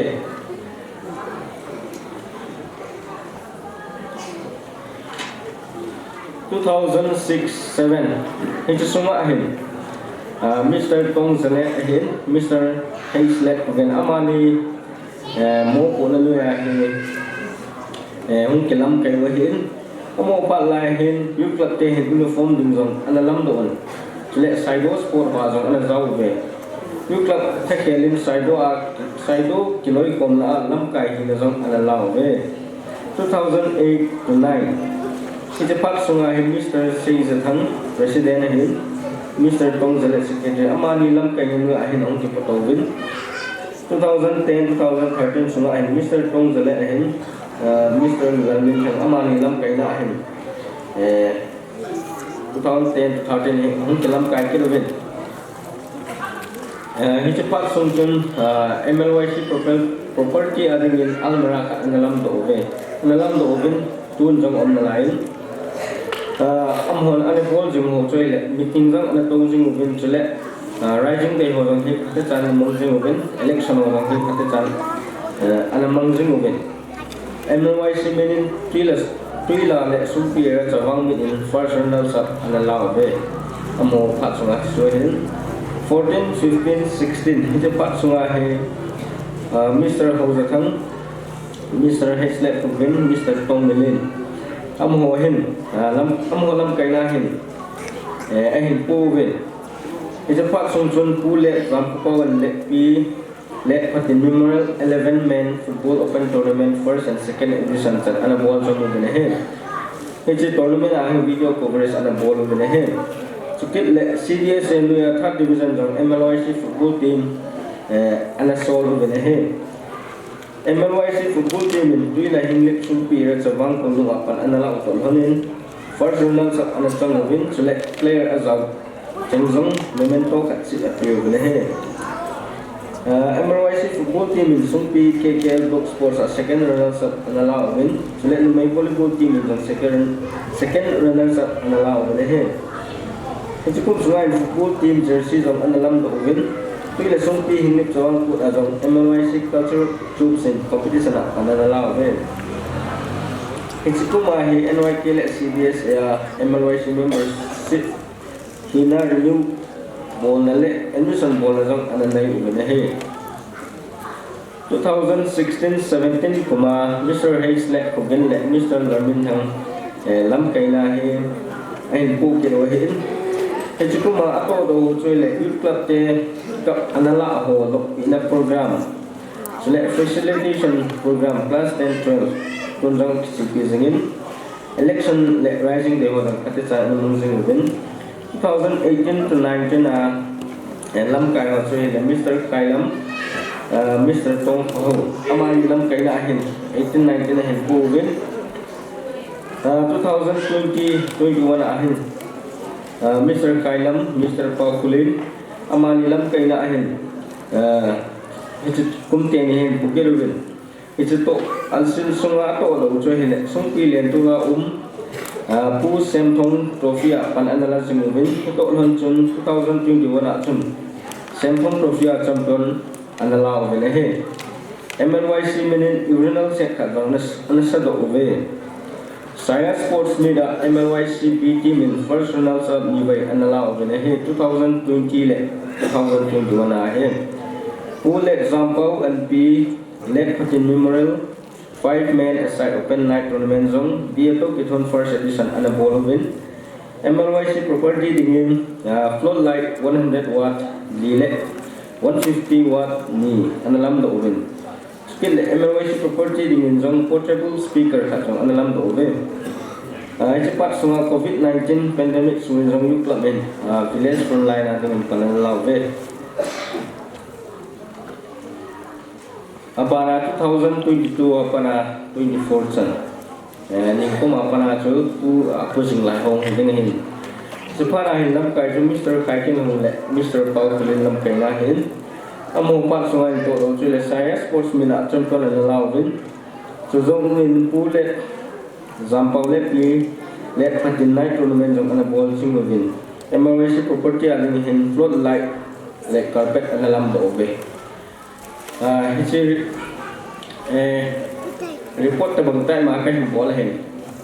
Presentation I can ball hen. Chichu only pull up on a two nisan gaya you club in a todo let Lamkai and Lubu can parai and so hintin. Tu ni kwa hi youth club in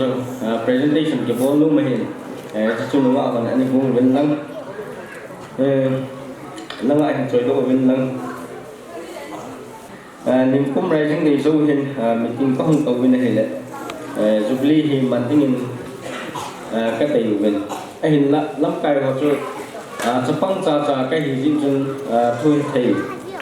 thì mấy là phát chỉ sa lùi họ cho mi lùi họ cho ít ít cái bộ lộ đem cho hết các buổi gì mình vì họ tổ hình rồi meeting cái hình nhiều bình rồi meeting là chung lùng kéo cái hình xây còn vấn đề là Jubilee committee sự tổ đình cái cho ama Jubilee committee ho chun cha cho ani ko chan gaya hi mo ding wa he Jubilee committee ho cái hình thành vấn đề là tu ni mi ko chan gaya no hin ta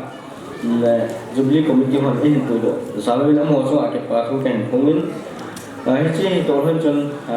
cái pa thil pi ang cái hình board pi no moving am ho cho hi le MLYC Golden Jubilee Committee apang ho cho hi le tu sei je thang chairman hai pa jang putin sei vice chairman pa jang homang secretary nunga vaini wa treasurer pa ke jang lau member pa ho je thang member kulang let min non member pa thang ho sei member pa hemin non member pa to min lead member pa jam kulun member pa haislet kugin member pa jam kulim member amo chang Jubilee committee ang theng do hin to ka hin min pha ting chu ai kon cha vin hilanga ang do le han te Jubilee committee ang na pang ho zo si stage lang ai hung ting do le han te youth club he fal langa akitha sam je hin lung dei bang ta hung ke bo do zo lu ting a hin jing jong lai jing ki bol hi ngai lut da salang ke bol hi tin enisan pi villang ke pa ta enisan pi ding ke hin ti masam ne he president yup ko president pan che ko hi khat din pi do en tin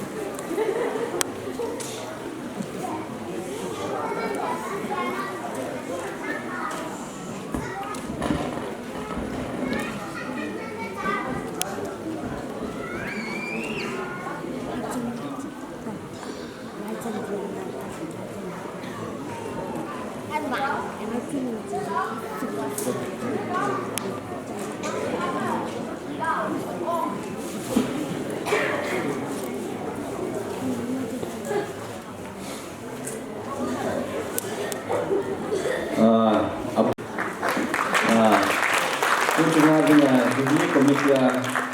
hin pan piu ana pang ho a hivin am ho chunga sei zo lo ki pa thui kong ne he chukit le tu ni ku Golden Jubilee iman theina siu ki ti mai le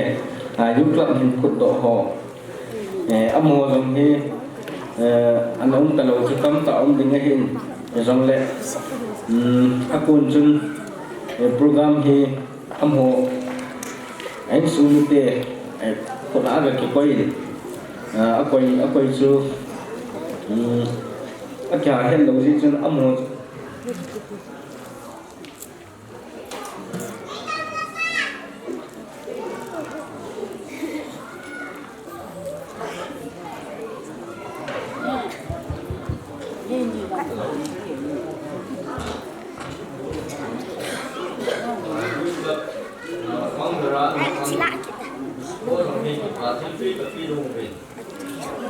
founder hi kan bola wahin 1950 ra para 74 chana lam kai ho hi founder kan hin koi win min pha lo jong mai the hin i het lo an ki ko lo jong mai the hin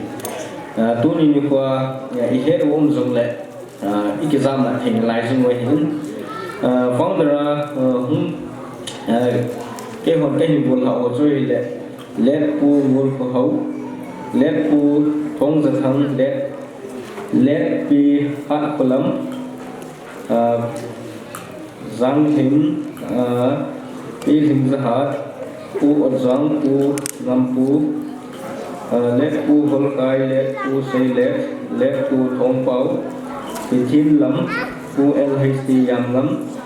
pi lam konin pu LM kozang pi nei pi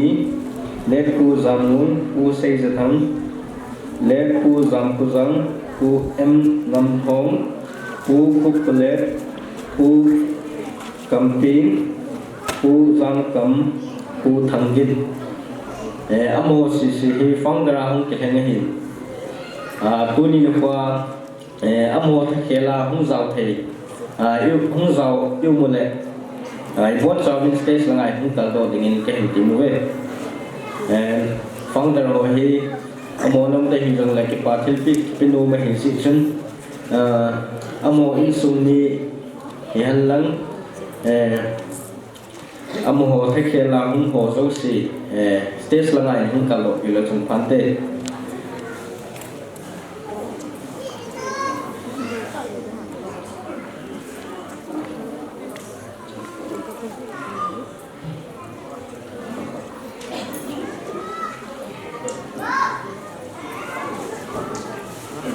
bon sa min la ngai hung kal lo pi lo chung phan te dunia hi mi hong sa yum ta ven founder ho hi in sung ni tian cho ne ke het sa hin jong lo pui na chom ne mai thing tin jong la tu ni le pa hong ha ho be he pa ken pi do hin te chi hi ko tu ho sa pu na pi do pi la fan te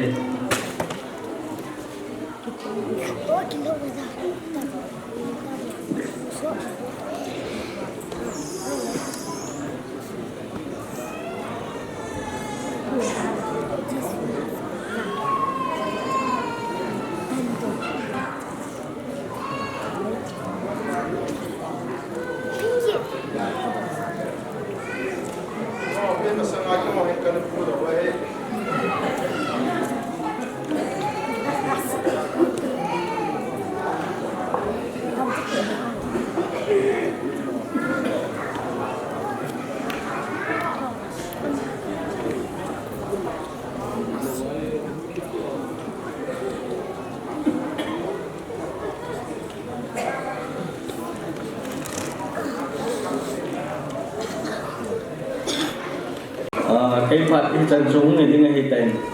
cái phát súng hi ball hình lên tấm tạo đi ngay hình thì giống lệ mà hi tập băng lại giá hi nên ngay team đường viên cái hình tiếng về cái phát chân súng tan đấy chơi là ngay tại sao phiêu ba giang cái ba dễ phải cái này nô bồi sĩ trong cái ba thui phù mà viên aban zawa unit secretary pu akunin report trong cha hi le history ho nu khut nai neuvin aban zawin ve lom thei ta in khilpha hin bolin ama chunga zon ki pa naw i ve sa na dinguvin khut ve nga chi ne be pi bi te aban chi ki do hitin tu in special number ading in nu lam nei hing hau ki ama na ka wo te ama hon ki chai pha le hin speech sa ding in special invite so ama hon ki kung le phan te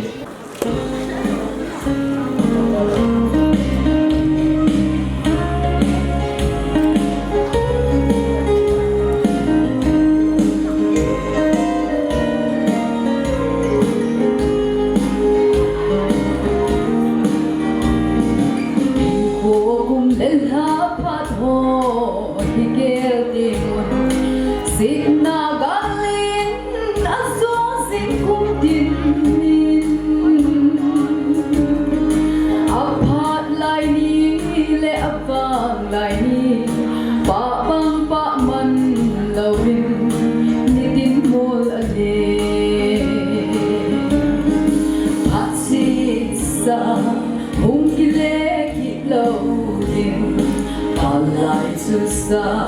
sông mộng thả khi lâu thinh khi lấy thêm nỗi làm vây đau thề thầm xin thâu thi ego gospel đã kinh sinh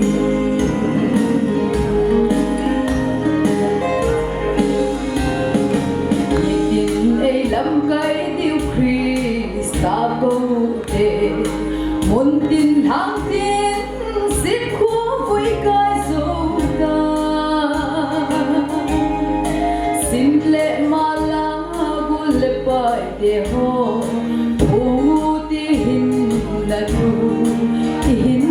lima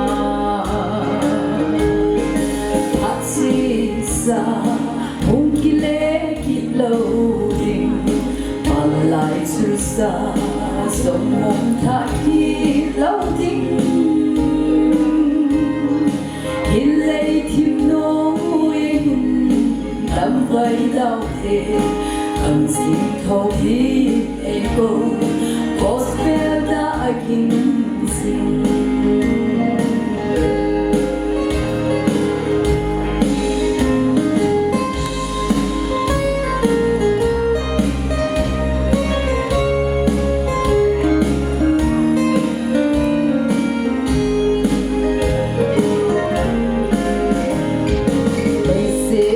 sắc na hin gầm tiếng rút lâu đình lấy nụ na y lâu y ngày gần đi hoang khen na đình đi của tu kê uke các bên kisi dòng lệ hát gây sang ta đình hát si sa hung kile lâu đình và lại chưa xa sông mong thả khi lâu đình thì lấy thêm nỗi hình làm vây đau tệ hằng xin thâu thêm ego gospel đã kinh sinh. Thank you for em. Tuhin Spencer invitees ho adin pha ka hin hongin ama sa pen adin youth club founders ho koi de bang pha manu amale am ho din pha ka hin hongin youth club golden jubilee ki omang thia July ngani so loy ai lo le biji gam biji ham su ni ken no kan ya la ya jing ko na ni kim wa ma chu ki ni si le tang tra ki tong mong ji yin si le ka tin mga kong to ji kong ji pa le kan ya la ya tang tra to mong ja ma talom le ji ni aga ki pi ji ho ko ge lo ji ko ne he lo ko ni ko ti pa mo mo ni su ni un na un ki pa hin pe pa te un ta lo ya le pa te ke la ji ni pe pe ka ki pa le ni ju ko mo lo se mo thong wa ko ji ni na ma ku ji ngan lang ko nu jong le tu sa nga ho lo ni pa ti ni ti sa tu ba se lo me ki pa e tâm tạng sẽ tập trung từ phát đầu soát chỉnh tạng khi bảo mình một sự biến cái tập bóng biết cô cái lòng ta ấy mình sắp theo cái bảo vật hiện cảnh thằng vào một sự biến anh nhìn là phát cái giá nó trong Reverend Mapi thằng Center Church cái đi sự cầm biết được món này mà xung quanh cái phát cũng cần xây dựng áp dụng là cái sung hậu sa tu lệ câu lệ sung như thế Amun kusung wangku kata kita anjing tu bukan dunia anui dong dengan klub teh kilomita. Aku cita pia dunia kumsoman hina golden jubilee namen tete hogi. Kyo jong area saja soki area youth association minin kahin kipa piwek jong kahin polo momen. Sejong le adina managing committee youth club langa. Salta hicangya abula kuna nento simpewa dunia hang sunga het hinga neng jintu wa jigo koido anan ni wa dunia area lo kilomita ning ya lo thete ho ki kang nei to a hele mi yo si bol the a hi puing area sunga no ho hi kum songa hinna number 1 ka he na pet na hi jin managing committee ju club President Secretary General of Committee của chúng ta bốn cái chúng ta sẽ phát thu cần xây này. Chúng ta là phong để là hong phong tu nhà ông ta đâu, thi ông tâm tạo ông tài, chúng ta là hiện nay là tu nhà chỉ là hong chúng tôi họ dùng sử dụng là gì, tu nhà cũng sống là như này, hết tất cả các phát triển hết thành phố nó trong của mà, đi men thiếu hết dùng cho các hình sự đồ nó mới, là bốn chúng ta area mình chúng ta là Cookie Student Organization hina dong as a president khat hina le chujong le saya Sopi Area Youth Association president khat hina ani ta bo ma khong din he ta je chun na bon chu wa committee ho lu si le ho sa ba chujong le board of deacon e cho lu si club to ek thu waที่เจนเกียกันนั่นแหละว่ามูส่วนเทจินนั่นทุ่งจีบากิปาทุกเกษตรบ้านน่ะเมนิจิคอมมิตี้ว่าจะร่วมในทางการใช้ยาเทวันกันมูวินเฮจิจูประธานปาหุนที่หุ่นกิลันตินเกมาขัดที่จะรู้กันเตะก็คิดไปเสียฮีโร่มานี่กี่ไงละมูเตะลักไก่ขัดเป็นพี่น้องจิววันอาตมาหลงที่โจมยิงกิปานี่จานเนี่ยประเทศมาตาดุนเดินจุดกรอบเดียวมาบ้านหลังประเทศบูจิตายี่สิบตั้มตาเสตปูนกินที่เจนจุนกินตั้มตาเสตที่เราผ่านเนี่ยได้ตะปูนที่ช่วยเพียงและจุดกรอบเขาที่เขาเนี่ยที่ตั้มตายเอามินที่ในจังเลยลำจุกเสดาตาวกินผ่าอันเดียเสตปูนที่จะส่งปิดล้อเกเตลมินาไงลูกเจ้าละเอโฮลิมนาวเจนจุนกินมีได้สิ่งที่เราเล็กไงต้องเอากินสังฆังนี้สิ่งข้าหอลำเล่นคุสุงกิวเลยว่ามุนกินาจุกกลมหัวเจ้าสิ่งที่จุดเสียดีว่าส่งปีโลกเกี่ยวกับทางอาทิตย์นักมีเฮเจนจุตันเป็นจิไปสิ่งที่ข้าเสียข้าต้องเงินนายสักที่ลอยฟอร์ไม่จีจนตัวอย่างไงลูกนั่นนี่ตาสัจจะเมมเบอร์คงพอเจ้าเสียงจูถึงจะขัดก็เห็นสารลงจากจูaku tu mana information secretary Ccpur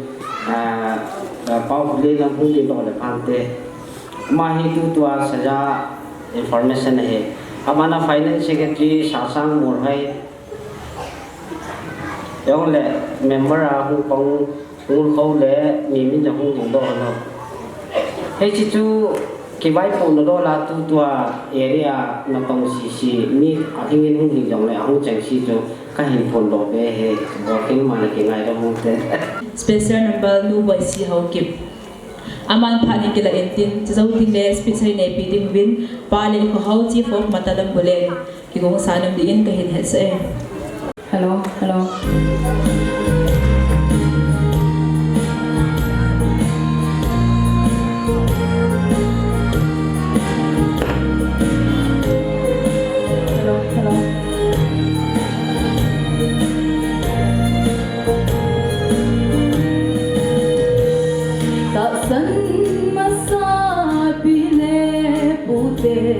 Sulung suina kumpi hingta bong thing bang mangin hong ba bang nelkai ba bang soin subi leda aking ding ding bong sim songa golden subili da in ngai a thong ho bong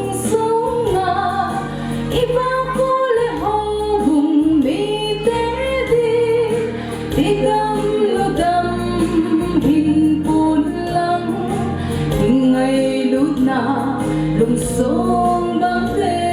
sing hen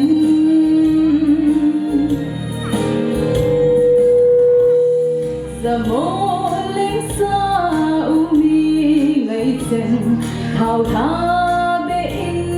nei bung dilun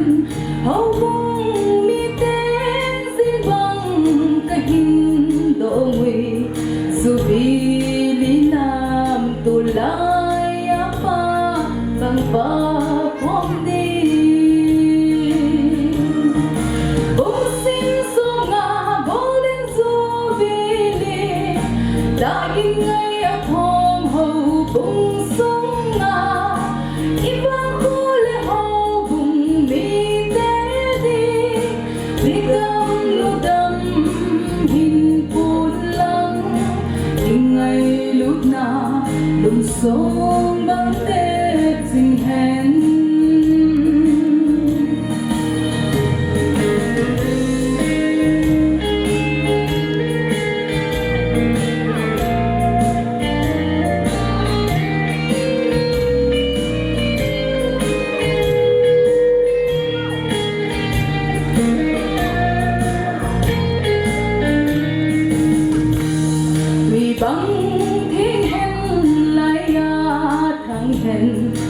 ngày lụt quy khao bằng dao hèn nếu ai bằng dao hèn phạt bằng súng lâu vinh cầm hay xa bằng từ lâu vinh qua em cùng gió hin cũng xin gió ngả golden jubilee đã đi ngay ở thong hậu cùng sống ngả iba khule hậu cùng mi tê đi đi gam lo gam hin buồn lắng ngày lúc nào lùng sống bằng kết sinh hẹn cũng xin sống ngả golden jubilee đã ghi ngay ở thong hậu cùng xuống ngả iba khule hậu cùng mi tê đi đi gam lu gam hin buồn lắng ngày lúc nào lùng sống bằng kết sinh hẹn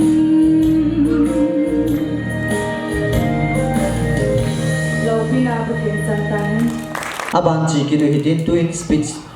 bullet ko ho chief of Matalambulane hintin ama am ki chai le board of things ha pazang hutin say vice chairman MLYC Golden Jubilee committee na phana hin kila pe di hinte MLYC Golden Jubilee imong thay at sử dụng cái này sẽ của sử dụng để ông sai là chúng tôi có sự minh ba lệ ác tìm họ các chuyện nào còn mai ta những gì đó sự minh ba giống có giống là cái công còn ta đâu năm gì chúng ta bán số căn phòng lệ hát thì Jubilee chỉ một thế giới cho nên tôi là cô và Jubilee mà lộ ấy bị hoảng hiện mang thấy rồi bị hoảng phải bị phải còn trên dưới lệ tôi nhà kinh to là bắt chúng đi nó mà cái đi lâu to rồi cái như này như vậy đi tại cái coi con đi bỏ con nuôi hiện tôi chung những con mình cho chúng ta có cái bén súng lô bẹ giống biến ta cái là thì có cái bén hiện Jubilee committee orang project kau kita MGBS ini councillor president ini san dia kau mai ta koi dia kaji koi udah koi dia kau mai ta nama tu le panggilan kita itu ani siendo kau dari kau amom tinggi ani nela saat dia loki dah pun Jubilee ki mana những man du gì chung là bảo thủ quan phối là du lịch tu là cầm tiền gì mới thấy hiện lại bây giờ chính nó hiện nay tôi học được hiện nay phối thì trong này thì ngày lúc là đi anh cái này tôi chỉ cho ba những cái gì có những cái chuyện bảo thủ quan phối là khi mà sẽ cái tâm trạng cái này phối cái tôi là sót lại cái chân nó làm cái việc này các cái chuyện này pi hu in zong pha chong hat kaman no me ati in ama phan ani piu hitin ama na sei chai le ver ko talovin board of things ha dinga pa sang hutin sei vice chairman MLYC Golden Jubilee committee phan hin ki lu pai di hinte na nam tu le na kan ya wa kan na se na tu ma na ho ku hin ba ko le na hin dam na nan tam da na pye wa tôi na hết là bằng pha năm hồ cái là đâu cái sản cái sản thế là những cái mùa này không riêng gan nó cắt tao xuân là cắt tao riêng cái nào để làm cái nào hồi đó sẽ đâm là bên này những chim nên là ban chỉ để ngã sản năng đâm là phá tiền đã cái nào đau nó bây giờ như là sản những东西nó là như nó hát nó là những cái chuyện như vậy này có ra mà thì chung những cái gì đấy nó khác nào ở trong nhà thì các thứ nó rồi này cái này để ta bằng cái món nào mà họ vui bao cái này là bao giờ nào bây giờ năm nào cao rồi ra ba công xây thằng nông bây giờ như nào đây là mai hôm chụp là ba cái gì còn làm cái giờ bằng cái mẹ mà cái này lúc khi cái xả nhà rồi cái nhóm cái ba chú phải xây nhà đá nào 干谁呀？你就那好啊，东西，就是那我东西就那个把这个事，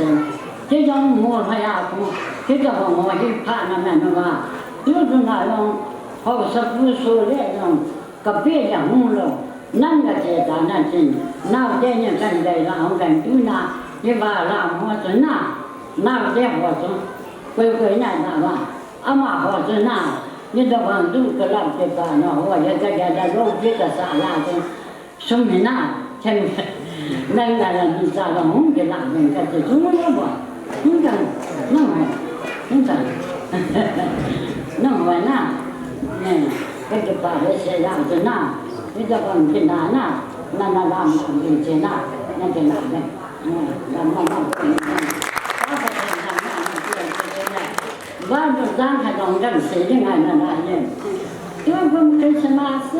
不听人讲我讲好讲话，人些啦那我弄那么嘛的弄个么那，我还要个大外嘛，跟牛来啦，跟那跟木也个巴，跟皮个布，个巴通布跟木听哈，跟木也个巴个皮个跟钱那嘛，大也工厂里的工厂的，工厂弄个钱的，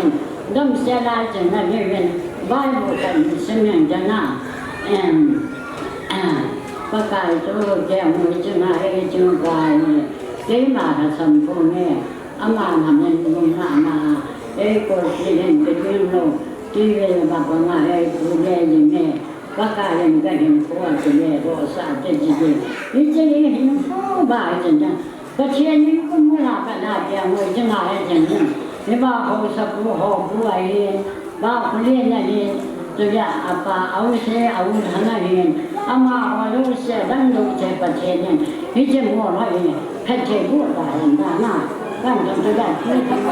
今天情况我都是让这个那个办，不钱个汤碗，这个方面就过嘛，他们就来着，这种人有啊，我变这种人，你自己把那个工地的风气没起来呀，就那。太让人感觉当这个怎么样？都中意也拉来研究个community或者一啲乜嘢嘅部分，我 online 屬於銀生，佢說話喺邊度睇喺路嘅，你嘅睇我當時喺嗰度你做做下邊度，唔得咪先，佢只可做俾買，喺佢做嘅我仲試咧，我 online 啲我仲試去打過嘅做面點。Mas sabihin kung po Jubilee sa ipan view po Pauline na hokit MLA ay po local MLA ay yun functional president ay pagkip po sila pagkip chief of the party na yun yes po na lahi po timpulit hokit so chief of so piyan amaw sa ilang le po kampanyun kaya president pa ay hokit online student am hosung ahin kuni ko ita bang are ko matuna ba kusung ngai mu zala tu ai sai tu ko hi ka gela hi le man tam ka sai am hosung azam ave lum ka ko community ta kain kai ko ni nahi abanin ahung din do ka sunjun gela la tu sumum la wa hi ni ahin na tin mu sit mazalin hak hi bang to gin na hin le song lam hi ang masapen din na hin song foundation ma din na hin kusunga bale tin thang la ai sung ni ten song saktiman ka ai to ro pi bin ai tun foundation hong ke pan na ban hin ke chi ang kun ding chu committee na ko na hi macham theology chun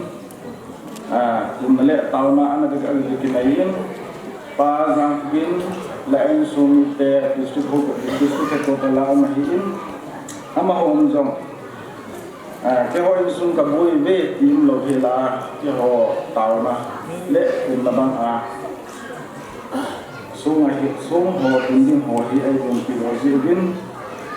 ju club jong ti dang tin committee tha he din am hoin suma amani hoin sum chung ati pathu ka hin sayin pathin ahin la do na su hin tin iti sanga ba le ko tu na thấy sum le pa hi in chen lama akan to thei na ding rim pa thei bu tawan ti chu ka hin pun do hin tin aban ki tin to chung ki man sa na ding a hin gan sa lang hong pu ti ta in gan sa lang ai pan ti u pu paulin la le ho lo pa me le pa in bo ka ai pu ti vin aban ki le ho sa lang a ku min zang bo sa khat ai tu pi u ti cho ho za lai tu ni ko a hi an in ne ro thai di wa hi in pe chi to bang lung chim lung ge hin ne a pan lo ho vi ho hi in pu paulin la hi in committee ta ke in ke pa ku kai sai ki ne hi abarin an chang lang hong ki ta in som le pai za le ti ho hong ki in elaya hin man mo ra nan chang hong ki ne hi elaya hin mi pi a ku na ki tu na ku sum mi hi in nam ka lang am hoi jong le ami mal chun hin ku le ka ting sumai tu pi ho ai sum hin tu do ho hi mi som le ni mi o min cho ta le u hin tu do ho hi mi som ma hi in an chan hin tu do ho hi mi bu ma hi in sini bonoi sapati laya hin ni om ki in ama ho in zong ma hin la do nau asata a hin ne do zong mun tin hi cho zong si chu patin in ai la do nau chu su min tin chi sa nga vai la do phazo a mi hin te tha sa gan thai ai ku do ba ai sum o patin in pathai bu ba han ti chu ai pun do hin tin ta le ba Kuni ni ko hin Matalambulane pe jong hi committee na ko hin na ka ke hona wa hin bu hasa la bu na hi ahun ki na hi le ke ho hi committee a ko na hi sang som ni cha lang nei ro ka hi ki ke la ya hin sang la nga hin sum hi ka hasa ji bin ki phal ta in kusuma bu han si za hum an sau nó si hi amain committee pang lo he lai hi ai pu lo pi we he ti chu mi pi anga ka hin pun do hi in pa the in ana to na pa the ko tin ma ko sin ta ti chu pun do tin apa in he chi jong chun a ki kim nai pu camera a hi in media la a hi in ba zang pulin hin committee ho hi amala committee apa ngahi in committee ho hasan mahi duna zo si hi ahe in ama mo in ama sape na hi 25,000 asai ahi in ahin la committee ho hasan ji hin 15,000 bunai pitarin ati ahi in hi chan nge khan ko hin ya na chung ahin committee ho kelin ama chunga ke pa thu kain sein pathin phat thei bo han ti chu taw na bi han na abanin kuning ko gan sa chu anom ta jong le ne la sa ko na ding a hin sa ho hi chati cha ho jong a yom na ding a hin ti ne koi bo ki ta ne le ko sunga hin ke som dan ding a ki ti na le ko sunga hin khan Matalambulane hi a ki kham to tan tin ke som dan ding a ki tia la hin na bel khat bun na ding jong hi a ki dong do ko in jong le ho sa tu in to ni ko me e ho na re wa in ai lo le tapi cai yang lagi orang saya nanti wahid ini saya lihat ini tu ini le komitiin komiti tak kira kita main sesuatu le ai suni kita cuma nak bantu kai saya nahi abaran salah hana punya ni ni la sa saya mo tu le tu de ho hi mai lo le ku sum a so ta ke hen do ho a hi bi mai sala mi sala a mai bin ang ho chung a jong kan la na chung a committee tha ke len ke pa thu ke hin sei na hi a chai na ma hin cái mà em tu hạ phá tu phá na cái hình xây này cái xây mình hay giống mình tin cái dòng lệ cái mà hin ăn mà xả hi nói kiểu cái mà hi anh cái thùng cái hi mình là ăn dòng hi thì ai tin khác cái xây lâu cái hi cái xây hin lâu cái hi như chung cái hiện như khác này din tin bên cái ti ai lệ nó phần mình nó din sai thì dụ bài nó din riêng cái hi cái khăn bọt thì ngồi lên tu nên cô này là sao cái gì mà hiện sao là mà xuống cái area bố sẽ trong cái phong tin lắm cái là mà cô ai là sao là mà cô nào trong cái mà tạ như hùng trong tiếng Anh hiện hay cho trong sự chú cắm hay lâu thì lại cái nông nghiệp lâu tu hết thì chú cái mà cái hình thức nào là hiếm mình là ra cái sự bảo làm mà là cái ngày đam mê à chạy lên lần cho hiện tại ý kiến điều dòng tạ sản ông tại phát hiện chân chân hiện tàu viên bula pana chạy chân quân chủ ta tàu hồ dấu xí chung cái ni hồ xí này ra lên là chúng chỉ là cái bảo thủ cái hình phung thôi này phát triển tuổi hiện tại nên hát team program dengan hisin program mau highlight lain ni kitaในโปรแกรม Rising Day Gum Trophy Celebration ที่จะพามีปุ่มกุมารเปิดงานที่เอง Hosting จุดที่เล็กกุนังสร้างงานจุดเล็กนูลังในทีม Season 1 Invocation ป้าสังคุมัง Welcome Address ป้าเกสังกัด Member MLYC Golden Jubilee Committee Presentation เห็นตินป้าสังหมัง Secretary MLYC Golden Jubilee Committee Special number กุนังเลเป็นหอกิฟ Felicitations to the achievers MLYC and JNST Blessing prayer, Bungan po, Habung Hatikan, Matalambulane Baptisters, KPC Gabi number 9. Special number, Gunhang Tanggolin, and Nunga Tinsanay. Awan lehin, speech on the speech when the guest of honor apanang hindin, aban le trophy celebration and chanting here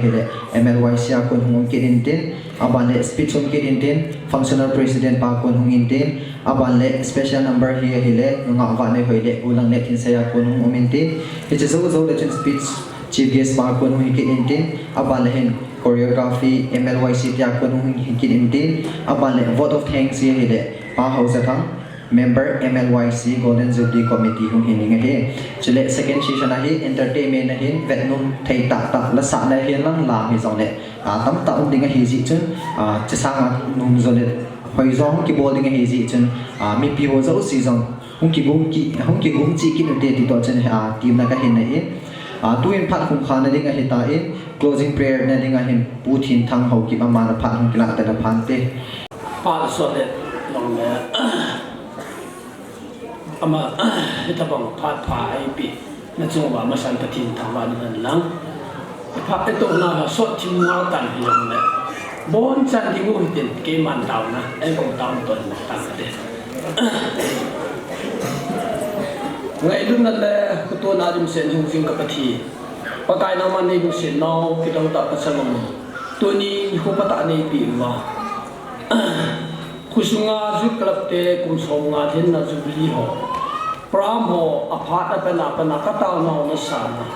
ka ki men cha na ja chum ka hin men wa ta sai thani ku le na lu ki ka thong lo ni pakai phat chom chang ki men cha na sung we hin mi him ka hi lin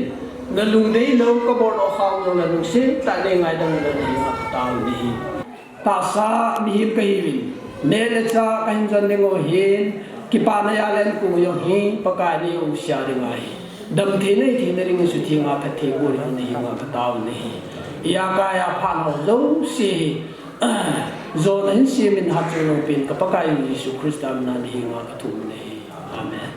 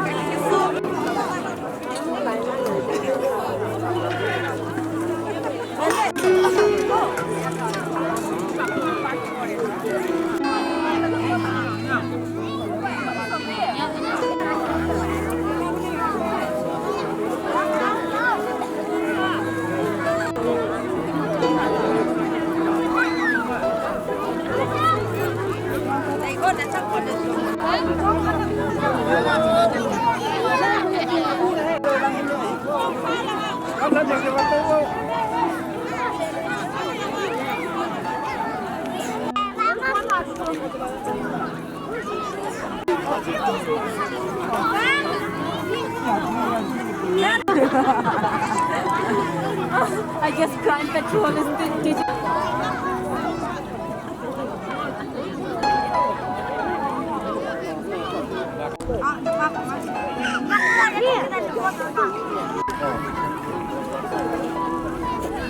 nó ngầm chưa lắm.